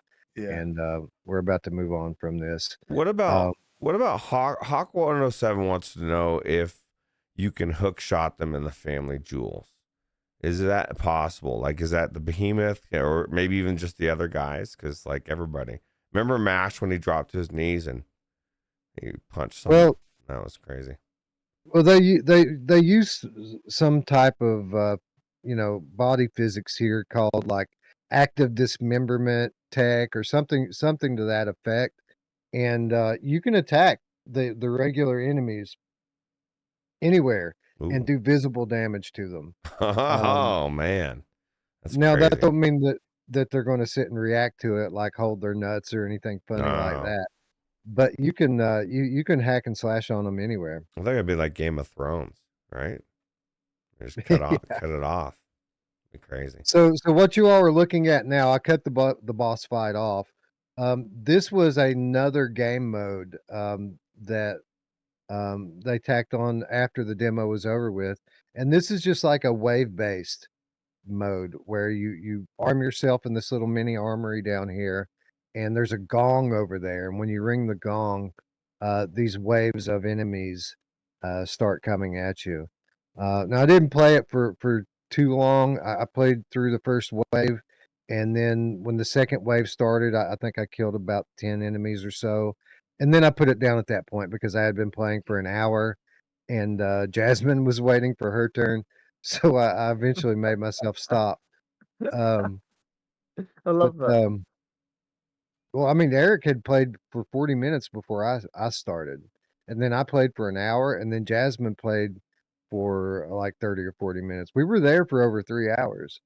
Yeah. The three of us. Who's better? Who's Again, better at games? Who do you think's the best? Like out of you three? Oh, please, Wes, hands down. I do. Wesley's actually very good at VR games. I think that's why I asked. it just depends on what type of game it is. I'm not like some pro gamer or anything, but it typically takes me a little while to get good at something. But when I get good, I'm pretty good. I don't know. I don't know who was the best. I never really even thought about it in those terms, to be honest. We all did great. Even Jasmine, who typically doesn't play these types of games, did really well with it. How about you, GT? You or Mike? Who did better? I would say we're pretty level. I probably he tends to think a lot more in his games though, like of a situation as I'm. Like As he did for so many years for his job, right? It's like I was just charging. So yeah. That's the only difference. I actually found this to be pretty fun. This wave based, because when you're coming off of the regular game, like I mentioned before, there weren't a whole lot of enemies, and it seemed like there was a greater density of enemies in this wave based thing. This is where I was practicing doing what you literally just did. I was trying to use the trees with the rage mode to rip them off. I actually killed myself once. I pulled the tree actually at myself. I was like, they were constantly trying to encourage me to do more of that sort of thing, because I was like straight up sword fighting these guys, and I was barely even using my my rage mode at first. I was just blocking and counterattacking, but they were constantly trying to get me to do that tree thing. Like, and I was just like, yeah, I've seen it, right? I've seen it done. Like, I don't need to do it. It's not like there's a bunch of different ways to do that. Like, there's not a bunch of different like level geometry that you can pull into them. It's pretty much the trees, maybe one or two other things. So like after you see it done and do it once, it's just like I'd rather just fight. I just find it more fun to straight up fight these things. yeah. I thought the archery felt really good in this game. And I got really good with it. It made me wonder if there was some like aim assist or something going on, or if I just really good at it. I reckon there is a bit of aim assist involved in general, and I think Horizon was actually one of the first games to ever really highlight the benefits of using that for players who just want to feel awesome in VR. I turned it so yeah. If you haven't played Horizon, you can use the eye tracking.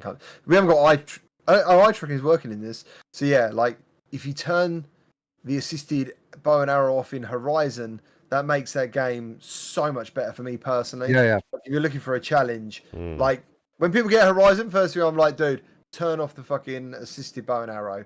Because it's a bow and arrow game. Go and get good at the game. Get the most out of it. Because there isn't a lot of combat in it. So you want to make the most of it. And I think it did feel a little bit assisted here, but nothing I would actually turn off. Because it just felt, as you just said, you questioned it. You were like, oh, am I actually just good? Like, that's good. That's a great balance.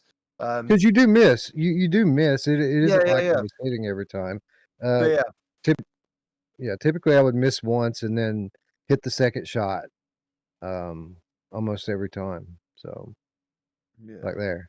But no, I thought that the archery felt really good, and it was my preferred way of playing the game. But you can't be an archer all the time because the arrows are limited. You do get more by killing the enemies and taking theirs. So if you find an archer, you can kill them and take their arrows. Also, if you have a bow on your back and you're out of arrows, you can grab your shield, draw some shots out from an archer. The arrows will stick in your shield, and then you can pull them out, and now you have arrows. That's pretty cool, because that's what I would do in real life if I was in the middle of a battle. I don't care whose arrow it is. I'm using it. I'm going to kill you with it. Let me ask you a question, because when I played the Astrobot demo, right, the one that came with PSVR 2, one of the things that blew me away was the technology in those controllers, and how when the little guy had a bow and arrow. I felt the tension in the controllers, right? And I'm thinking, how the fuck am I feeling this? Have we felt that in VR yet? Like, it's the same technology, right? I just don't feel like most of these games are using the technology like a lot of these flat studios apparently, or well, not a lot. This demo did, and probably the flat game as well. Did you feel tension in the controllers at all, or do you even remember? In terms of the library in general, I want to say that Horizon did that a little bit. That to some extent, Horizon used those triggers, and it felt pretty good in that game. That was the only real area that this demo lacked. Was that the haptics and stuff were there. The haptics and triggers were there, but they weren't exactly refined. And they admitted that. They admitted that those haptics were a work in progress. So while they were active, um, basically they're going to be much better at launch. And Oh, and I nice. don't doubt that either, because when you think about how the haptics are in Walking Dead Saints and Sinners Chapter 2 Retribution, and the way you can feel the chainsaw trigger, and even the bow and arrow in that game feels pretty good. I mean, I mean, you could literally have a whole conversation about how important adaptive triggers are. Right. You know, what you just said there, Wes, even though Roots, even though you did break my heart because you said Astrobot on PSVR 2.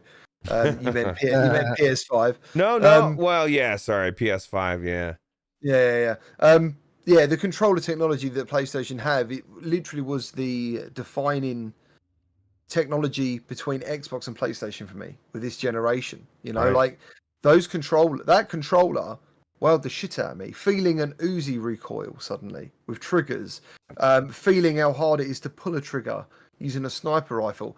That shit is what makes Sierra Squad so good, because if anyone ever criticized anything about that game, like one of its best features is actually how it makes use of PSVR 2's controllers. Like, I love the guns in that game so much more than I would actually say I think the guns in Sierra Squad now feel better than something like even Pavlov. And I mean that in like an arcadey feedback sense. They feel awesome, like really good. They feel powerful, don't they? Yeah, I've just stood in that fucking firing range, letting shots fly with that sniper rifle. Is just like, it feels amazing. It's one of the few games where when I've played it PSVR 2, I go to PC, the PC version feels kind of hollow, like something's missing. I just want to go full circle, right? Just quick, and I'm sorry, like I just want to go full circle to your point when you said about how you don't really experience that anywhere else. This is why I was disappointed that the technology of PSVR 2 didn't come to PC, because they're not going to get it if there's no fucking headset that uses it. And I'm sure that adaptive triggers and headset haptics are something to do with patents or technologies, and Sony don't want to share them. I don't know. That's the point. I don't know, but if there's no headset that's doing it, then that's why I always say to everyone. I don't think it's that, GT, because if you play a PS5 game, but you play it on Steam and you play it with your DualSense, those features are supported. The haptics are supported. The triggers are supported. You just have to have it plugged in. But you have to plug the controller in through the USB. Yeah, so this is like Bluetooth, isn't it? So yeah, it's got to be something to do with that, at least on those features. But you know, my biggest disappointment was the foveated rendering, right? Like you were saying, having it be standard or potentially be standard. Right now, my headset is one of the few that actually has eye tracking in it. So like, who's going to make a game just for the Quest Pro? But if you start to add, you know, PCVR headsets to the ecosphere that have the same feature, maybe some start adding it in, and then it starts to become standard. That was my biggest problem with the Quest 3 not having eye tracking in it. I feel like it really set back platform games. We wouldn't be talking about having to worry about performance. It would just be amazing, right? And it would become the standard. So apparently, I can't believe I'm actually saying it's quite funny. Rad Boy, Polish Paul said Astrobot will get VR soon. after the petition that everyone signed. Right. Guys. I signed it and I shared it multiple times. Okay. I hope that's true. That's not going to happen. Yeah. Now, with that said, I haven't given up hope that we're going to get VR support. Just because they didn't announce it when they revealed the game for flat gamers doesn't mean that it's impossible that we're going to get VR. It don't look good. It looks like we're not going to get it, but we could.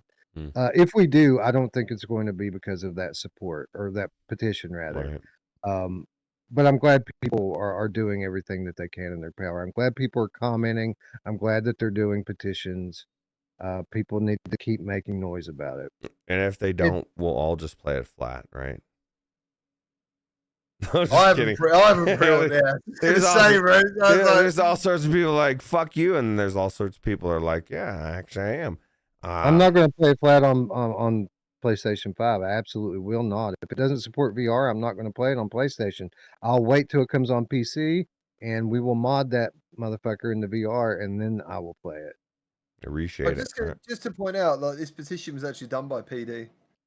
So hey, PD's here. This is happy I can't actually see him. Me and him are still not allowed to see each other. That's why I like it when we do the other podcasts, because I can actually see him. It doesn't matter what I did. I went through YouTube. For some reason, we're blocked to each other. Or he could see me and I can't see him. Something like that. I don't know what to do about it. You accidentally blocked him I think, didn't somebody do that once here? But we figured it out before the stream ended. Yeah, normally it's just hide users, you can do that. They block users, but with PD, he never came back. PD, you didn't come back. What the hell? Yeah, I made him a mod and did everything. There's nothing I could do. Weird.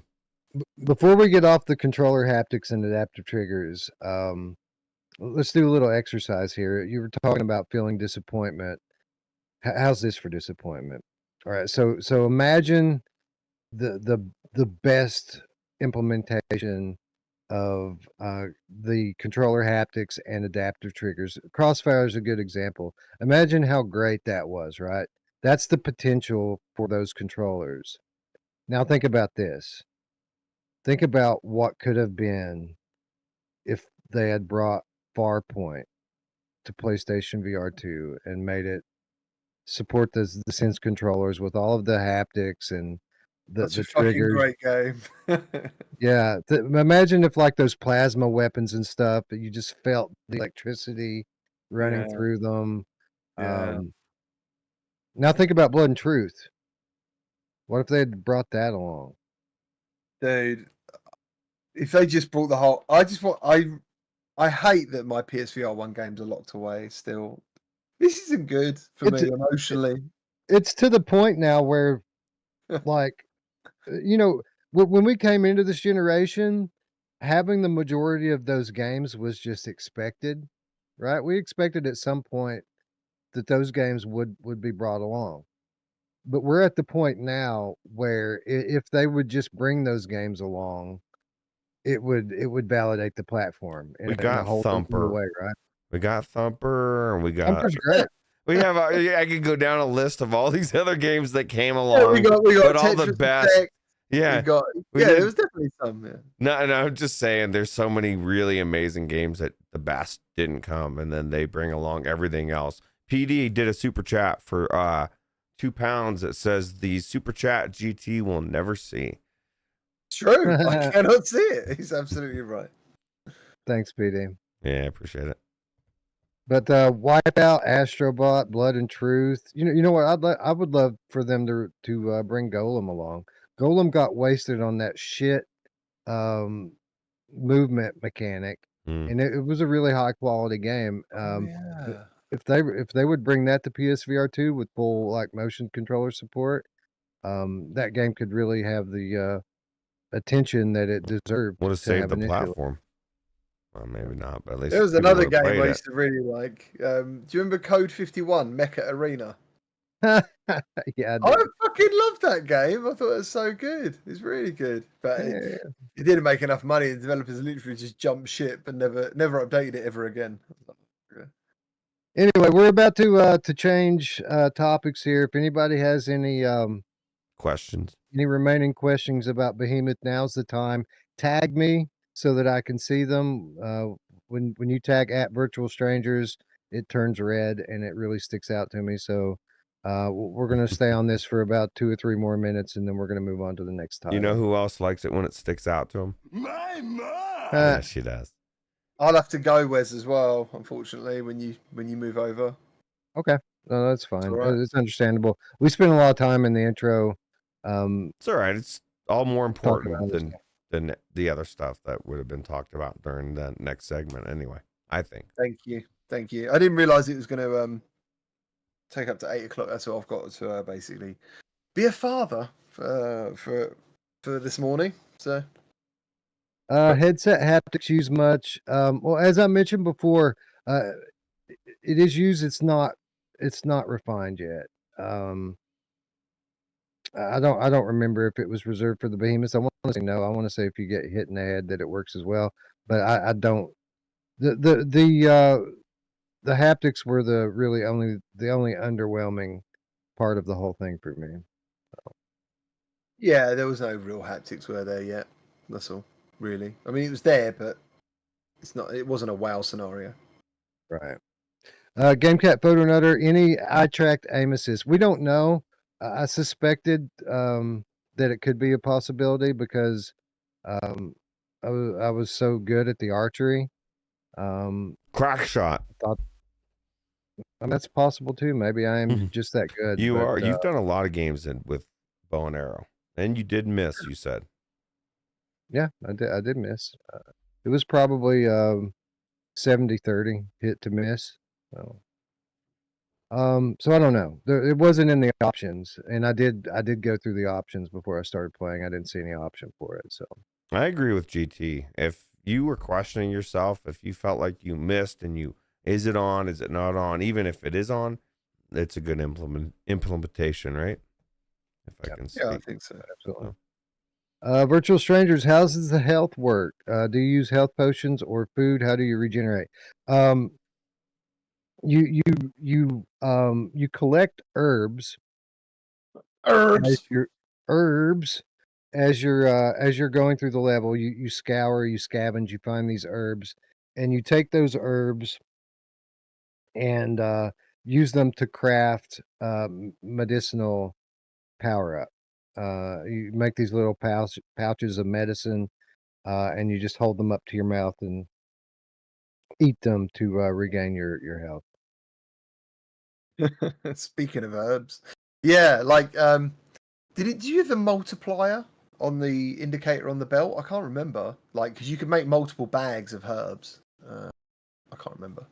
Yeah, you can. I don't remember if there was a limit on them or not. No, I didn't need as many of them that I had. So after I had a few of them, like 4 or 5 of them, I just stopped making them. Yeah. Because I didn't want to waste time. How dank are the herbs? Want to know how? Dankest. Magnum Gaming. Somehow on the social screen it looks dull. Do the colors pop in the headset? Like the fire, for example. Yeah, it looks great in the headset. It's just because again everything's really homogeneous and frozen here, but it's super crisp and bright in the headset, as most things are in the PSVR headset. Would you agree with that, GT? It looks really Yeah. Like good. like the footage capture from PSVR 2 is not representative of really what we're seeing. To be honest, the frame rate is massively smoother and higher. This is left eye capture. When, like, if you use on PC, you could have center eye capture or predominantly right eye. The FOV's nice, but yeah. And it wasn't eye capture why they didn't initially allow us to share our footage on launch day, but they let Ian Higdon do it, GT. So yeah, I know. Yeah. I said, well, if he can do it, why can't I? I know, dude. I was like, the amount of effort I put in to that fucking video, and I thought there were segments of this you could have shown easy. 80% of my footage, I was like, I can show this. Yeah, well, the footage looks good. I mean, a lot of the stuff that I cut out was just because it was me. It wasn't like because the game or the capture was bad. It was just because of what I was doing, right? That made it look bad. I'll tell you why I think it was all right to do what they did. I don't think the B-roll we got was a misrepresentation. Like, the game didn't look better with the B-roll. Oh, like, no. It looked. Uh, I couldn't argue that their B-roll was better than my gameplay, for example, and it was a true representation. It wasn't falsified. So I couldn't argue with that, and I kind of agree with it. I was like, I do understand, completely. Actually, there were certain points where there was frame drops on the social screen that just didn't happen in the headset, and that's a PSVR 2 issue with many games, which is such a shame. Like Red Matter 2, 30 FPS output. You're like, it's one of the fucking smoothest games on the platform. It's 120 hertz, and it looks completely the opposite in on the social screen. So, my only problem with the B-roll was that there was just a few things that they just didn't show, right? Things that I wanted to talk about that they didn't show, like the collectibles. They didn't show any of that. That they didn't really delve into all of the possibilities with the hook shot. They just wanted to show it off as like a high action, quick pace thing that you use to move around in the fight. But it's much more nuanced than that. One of the things that they didn't show off in the B-roll, and one of the things that nobody has talked about, I don't think, is the fact that there are no invisible walls in this game. yeah, There's either level geometry that's stopping you, or if you're on a cliff or something, you can just walk right off the damn cliff and fall to your death. No invisible walls at all. Good. No safeguards. Just let me die. And you'd be like, oh God, I'm stupid. I'm not walking that way anymore. Cooper AL says, just realize, is this Wes's footage from his playthrough? Yes. This is my footage. It's 40 minutes of new unreleased footage. That's why we're deciding to do a segment like this instead of game review like we normally would do on Saturday. Director's cut. The director's cut. This is the real deal. Right. Anyway, I'm going to go ahead and cut you loose, or GT. I appreciate you hanging out with us. It was fun, man. It was good to catch up with you. I haven't been able to just sit and talk to you for a couple of months now, even though we do chat back and forth occasionally online. It's not the same. So I know. Yeah. I miss you, bro. So yeah. Thanks for coming and hanging out with us tonight. It's super cool. Yeah, thank you very much. Honestly, I love being on podcasts, and the podcast will be back soon, at some point, and it is lovely. I just need to get back to that point where I really want to do it. It was getting a bit hard. I honestly didn't realize how long we've been doing it. The CruCast. Well, we went twice as long as we initially said we would go. Like when we set out to do this, it was like we'll do 8 weeks or something like that. That's right. Yeah, we was going to go up to around Christmas, and then and we just kept going with it. We just kept going. Sorry, that's my bad. So yeah. But thank you to everyone in the chat as well for all the lovely messages. Remember to hit like for the guys and stuff. And I will speak to you all very soon. Thank you very much. All right, man. Have a good day. Take it easy. Bye. You too. Have a good weekend. Bye. So, ladies and gents, I think we can move on from Behemoth now. If we missed something, or if you're watching this later and you have a question, just leave it in the comments down below, and I'll do my best to answer it during Monday's show during the viewer comments segment. Ruuts, let's. I was gonna say, I was gonna switch you back over since just you and me to your individual track, and then that way. Okay, cool. So Ruuts, let's dive back into the world of VR platforming. Of course, we're all still coping from the lack of Astrobot VR announcement the week before last. Last week we dealt with this by playing Sackboy in VR through the Unreal Engine VR mod. And this week we're coping by playing Crash Bandicoot 4. It's about time. Also through the UEVR mod. And much like last week, this is a one-click mod. You start the game, you make sure your VR headset's plugged in, you start the UEVR app, you click inject, and the game is just magically a VR game all of a sudden, Roots. And no jank, no bullshit. It just runs, and it runs very well, doesn't it? Yeah, well, what's weird is like, and when you said that this one button press, I was thinking, well, like why doesn't Sony do that with their platform games or any of the companies out there? Because it really, I mean, granted, this is actually, I think this came out in the last year or two. It's relatively new. But yeah, no, this game not only runs amazing, it looks amazing. The cutscenes are perfect. There's no jank in it. And the gameplay is amazing. And that's the biggest thing that I find from level to level. It just continually changes and adds mechanics. And I don't know how far you've gotten, but like in this level that I'm playing here, there's points where you free or slow time down with this mechanic. And then so like things are falling platforms, you have to jump to the platform to platform. And there's so much going on.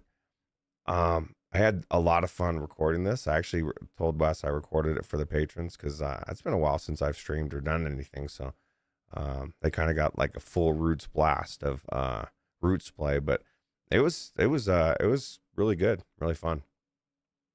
So yeah, so that means we've got 2 exclusive videos coming up for patrons out there. So stay tuned, ladies and gents. I've got a Mud Runner gameplay video Nice. that I tried to upload last week, but the file was too big to sync with the app. So I tried to upload it to Google Drive, which is what I normally do from the headset, and for whatever reason that timed out and didn't work. So I'm gonna have to just, I think, plug it into my computer and do it that way. But that's coming, and then you'll have this video from Roots coming as well. Roots, I didn't think I would like this one as well as I liked Sackboy. I really, really enjoyed Sackboy. Um, but I like this game a lot more than I thought I was going to. It's a very different game from Sackboy. And what I really liked about this Crash Bandicoot game was that this feels more like a classic platformer. There's a lot more like timing based stuff and high difficulty sections in these levels, even from the very earliest levels in the game. Yeah, no, this game is a true platformer from the beginning, and it's exactly what I was saying in this video. Even at this part, as like there's so many mechanics that I love that I'm like, man, this is so cool. And then by the time I'm through the level, I'm like, fuck that level, because you died so many times. But at the same time, there's such a amazing sense of accomplishment, and a lot of it is all of it really is all timing and getting used to what's going on. But this has everything. Even the boss fights are amazing, and the environments and every level, the story, the narrating, the acting, the voice acting, right? It's like there's nothing you're reading. It's all AAA. It's what you would want. And the fact that I mean, I literally felt like this game was built from the ground up for VR. With the exception that, there's not a tethered, or a tracked gamepad, but like everything about it just worked and looked amazing and just felt right. Platformers don't need to have any weirdness in it. It's a platformer. The environments were the first thing that I noticed. Like when you're playing that first level, you don't really have an appreciation for the gameplay yet because it's an easy level, but immediately noticeable is how cool the environments look. This is on a different scale than a game like Sackboy, where the characters in Sackboy and the world is very kind of miniaturized in front of you. This is much bigger, and you're much more on the level of the character. It's not like a 1-to-1 life size, but it's like a 2/3, right? It's like very close, which makes you appreciate just the environment's a lot more and the things that are in the environment. It is, of course, as you can see, kind of cartoony. But when you're in the headset and you have the 3D depth going on, um, and the textures with all the lighting and stuff that they have in here, it does look real. Even I'm not saying it looks like real life, but the items in the game look like they're right in front of your face and that they're real items. Um, and then the variety, like the levels, one level to the next, the environments are very different, and they're very colorful and creative. And I was thoroughly impressed with the look of the game right off the top. Yeah, it was amazing. I'm thoroughly impressed with the fact that I can't get up on this fucking thing, man. It took me like 5 minutes. There we go. Like, so those two things are actually like a scale, right? That go up and down. And so you have a lot of things going on, and so it's just getting the timing, and yeah, it's had a You know little. what got me a bunch? So I'm obviously I'm a completionist when it comes to these sorts of games. I don't want one of those fruits to get by me. I don't want one box Oh to get God. by me. If I can see them, I'm getting them all, right? So I think it's like the third level. I want to say there's this section. So the mechanic in the level is that you have A B platforms. Um, when a platform is uh, visible and solid, the B platform is invisible and not solid, and you toggle back and forth with your trigger. So the mechanic of the game is um, you're jumping on this platform. You jump in midair. You trigger the next platform into existence so you can land on it. But you come to this one section at the end of the level where they just automatically um, like switch in and out, like on a pattern. A platforms are all visible, B platforms are all visible. But there's this section where there's like 9 of them, 3 rows of 3 right in front of you, and like all of the corner ones have boxes on them. So obviously I have to get those boxes, but the timing on it is it's just fast enough so that you can only land and jump. Like you can't stand on any of them. You have to land and jump immediately. And to get all the ones on the corners, you got to make 9 um, successive, perfectly timed jumps to get all of the boxes and get across. I died on that thing probably 25 times trying to get those 4 boxes from the corners. But I did get it. But here's the thing, I played this game in retro mode, which means that when you get when you run out of lives, it's game over. You have to Oh start the level shit. over. Yeah, I didn't do the one that just had infinite starting at the checkpoint until you make it. It still I played adds up your deaths, Wes. Don't make it sound like it cheapens it for me. Like I cheated.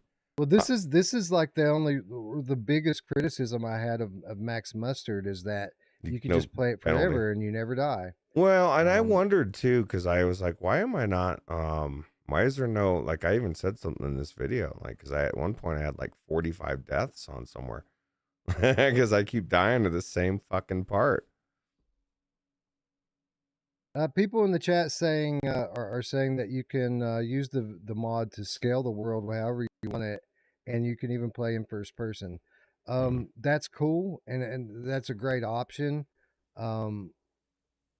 I kind of want to play it the way it was intended to be played. Like it was intended to be played in third person with the gamepad.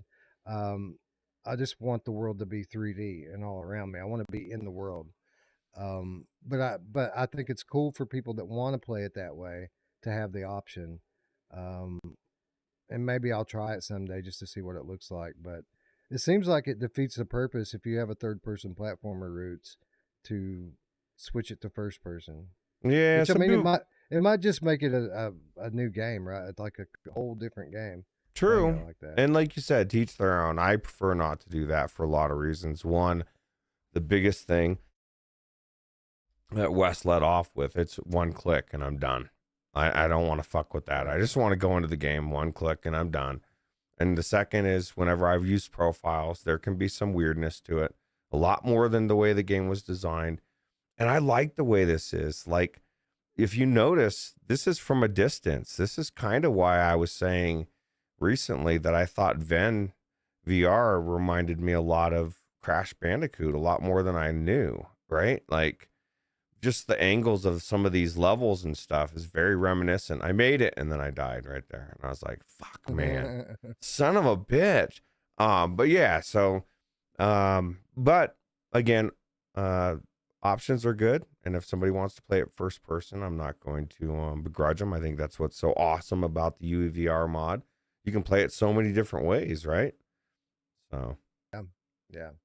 And this game just works perfectly. And I do appreciate them having the retro mod in there, or the retro mode rather. At first it was frustrating having to start the level over, because that part I just told you about. I think I got game over 3 times at this part. But here's the thing: by the time that I got to the third game over, I was to the point where I knew the level. I'd done it so many times and practiced it that it only took me like two minutes tops to get back to that part, because I was speed running it at that point. And that's the way it used to be, right? You just got so good at the early parts of the levels that it really wasn't anything to kind of run through them again. yeah, that was the fun of it. Is dying over and over again and getting good and getting the timing down. And it's what it was for me on this. Now there was one thing, I don't know if this is something that automatically does, but if you notice that there was a checkpoint there that wasn't before, and if you die enough times, sometimes it'll give you a pity checkpoint and be like, okay, you can start here. it's a little bit closer to where you at. We're not going to make you run all the way back anymore. So I thought that was kind of cool. I didn't even know that. Well, you didn't die 45 times then. Maybe it was like Roots, you suck so bad at this part. Like, because we've been talking about it for how long, and I've been like, man, I need to actually literally change this video a little bit ahead, because I think it's going to change soon. We're almost done with the segment. We're still on the same part. There we go. Oh, dude, this was cool, man. Okay, so let me get the back of this segment. This is what they have so many levels that are kind of like mine levels, right? Or, riding the vines and just a lot of cool stuff. But yeah, I like how they changed the perspective on it. So like they have these levels where you're following, right, and running through the level, and then it very quickly will move to a side-scrolling platformer. And then all of the sudden, you'll run into a big bat or something that's going to kill you. And now the perspective completely changes, so that you have to run towards yourself. So like the character's running at you as the player, and you have to run through the level that way to avoid getting caught by the bad guy. That really does a lot to kind of keep the gameplay fresh, I feel like, even though the loop is similar. Changing the perspective like that constantly helps to keep the game fresh. Yeah, especially when they're changing level to level. Have you unlocked any of the other characters, or any to where because it like switches between multiple different characters that you can switch back and forth that have different moves. Like one chick does this kick and thing. I didn't know that she had different moves. I never played with her. I just thought that they were trying to make me be a girl. So they're like, you could be. No, they have like they have different like weaknesses and strengths. And like she does this special kick.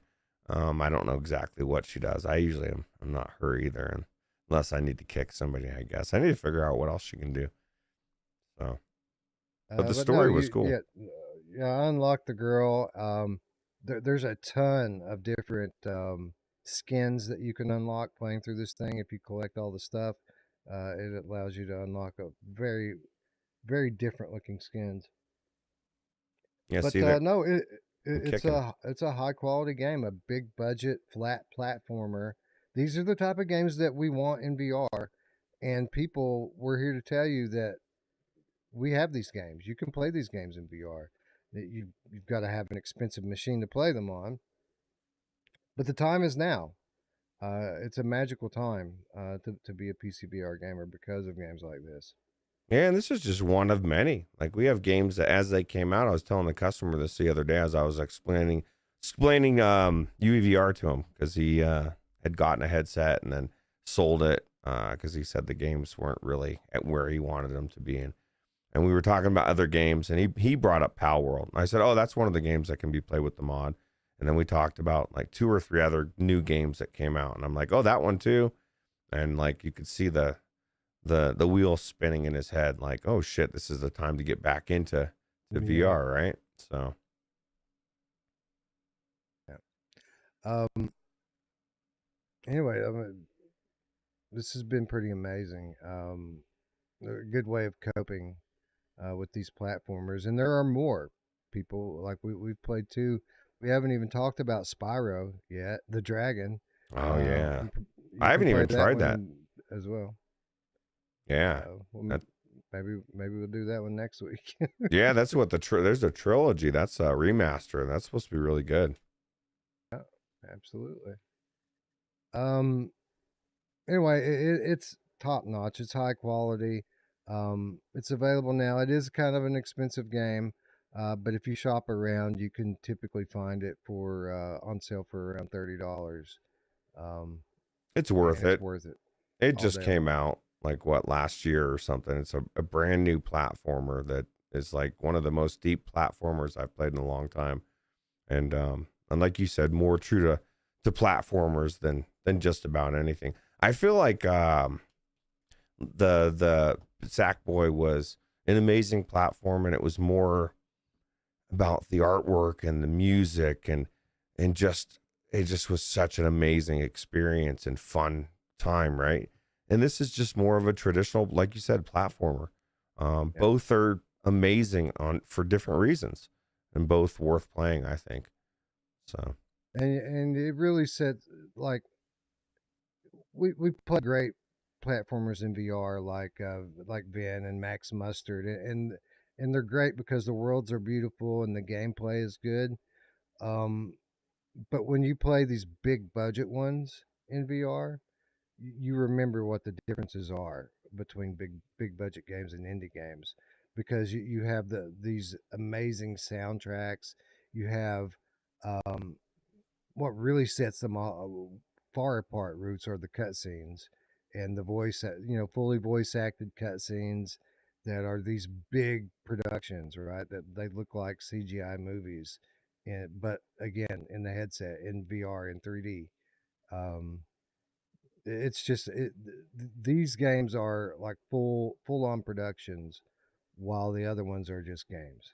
yeah, absolutely. And that's the difference. And I think we'll see more of that in VR, and we're getting there, but I want this. You know what I mean? I want this level. And like you said, we don't have to wait. It's here. Just have to have the PC to run it, and you're good to go. Yep, absolutely. Paradise Decay says Ukulele is getting a remaster, and it already has a VR mod. That's true. I never tried the Ukulele VR mod, but I'm pretty sure I have it in my library. So maybe one day we'll give that one a look. Yeah. GameCat photo in there. I'd like to revisit Ratchet and Clank. Ratchet and Clank was really good with was it Reshade or was it a Luke Ross mod that I thought it was Reshade. I'm trying to think. I don't think anybody's put that into VR yet. I hope somebody does. Yeah, it was good. It was really good. I was a bit challenged in terms of performance. I really had to tweak it to get it dialed in, but I did get it dialed in to a pretty decent state. But I have not revisited it since I've upgraded my machine. So that would be another good one to go back to, because that is an excellent game. I hope somebody mods it, like Luke Ross or something, because after going into games like this, like my thing is, if I'm going to look through the window, I know this is different from you, but if I'm going to look through the window, I'd rather look through the window without the big headset on my face, because you're still looking through a window, and it is 3D, and I'd rather play it 3D, just not at the expense of. It's a giant window that takes up your whole field of view. Yeah, but I don't like 3D. to play it that way. I'd rather play it where I'm surrounded in the world. It just feels like I'm jamming it right up here. I just don't like to do it. After being in these amazing worlds in the game, I don't want to do it that way. But I respect anybody that still wants to. I would just rather play it flat or on an OLED, my OLED, or preferably play it in a mod in VR. Well, obviously that's the preferable way. But reshade it's for me is not the preferred way anymore. I just don't want to do it. But I say we could still revisit it, and you could do it, and Mash could do it, and we could still talk about it. I'm definitely down for that. I just want to play it because it's an amazing adventure game. It's like literally a next gen like adventure game. I think it would be amazing. I think it would be better than.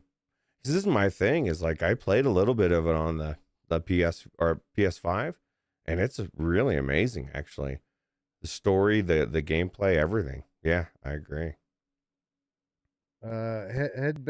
Headbite says, I hope Wes had a second to get some rest after the top 25 debate. Nope.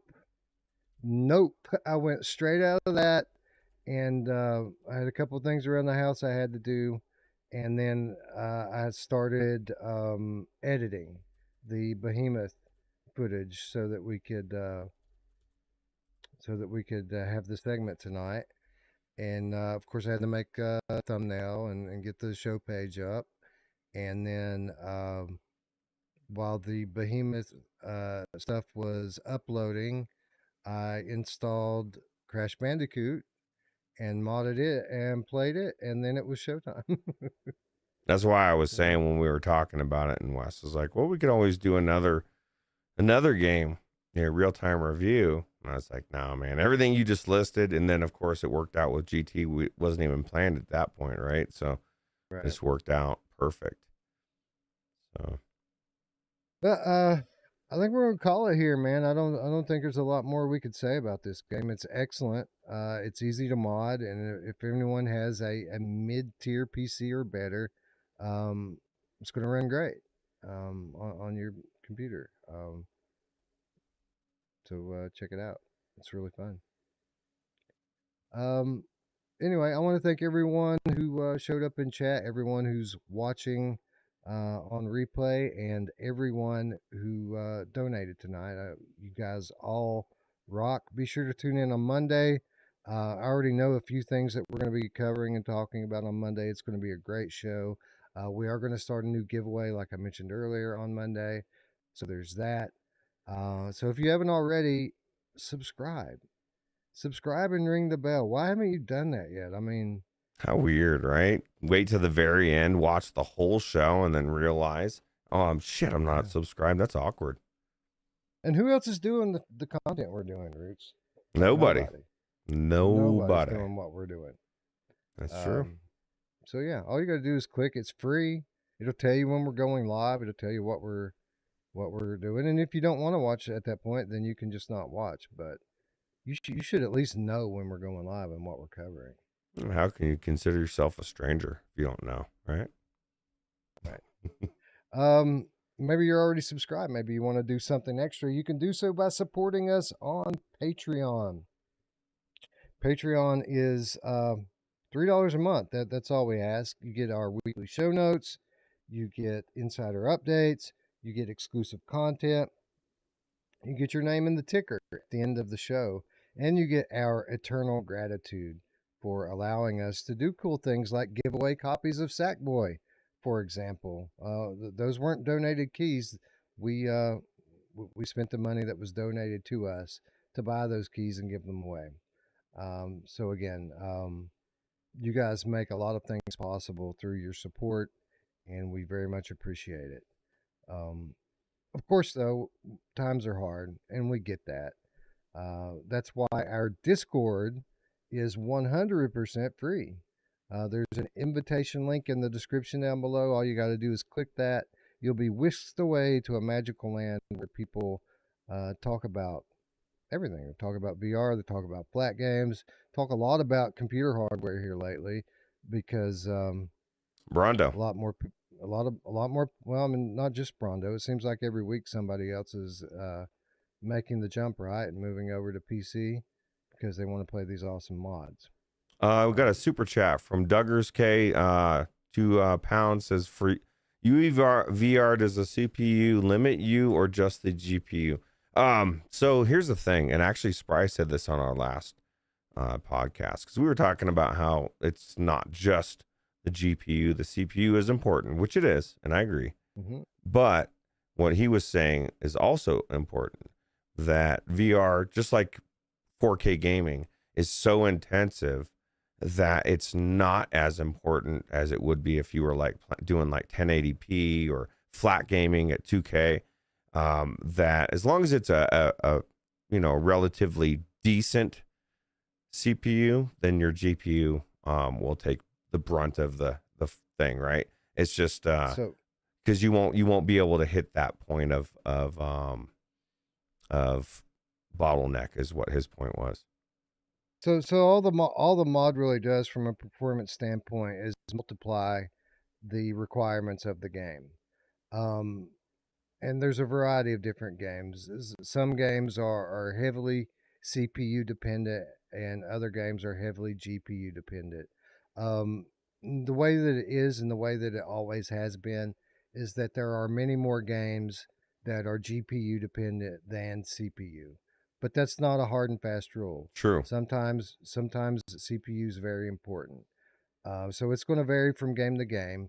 And if you get a game that depends on a strong CPU, and then you try to use UEVR to put it into the VR headset, then it's only going to multiply that.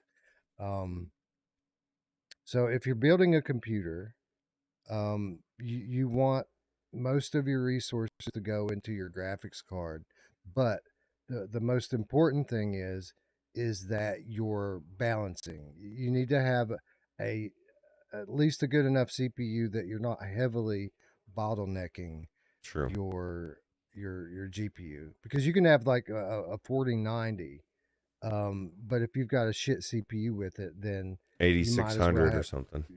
Yeah, or 87. You at that point you might as well have a 2070 because your CPU isn't creating enough frames to keep the GPU busy. Yeah. So, they work together. The way it works is that the CPU writes the frames. It's the thing that makes the frames for the game. The GPU fills the frames. So if you have a strong GPU and a weak CPU, then the GPU is just sitting waiting on frames all the time to fill up.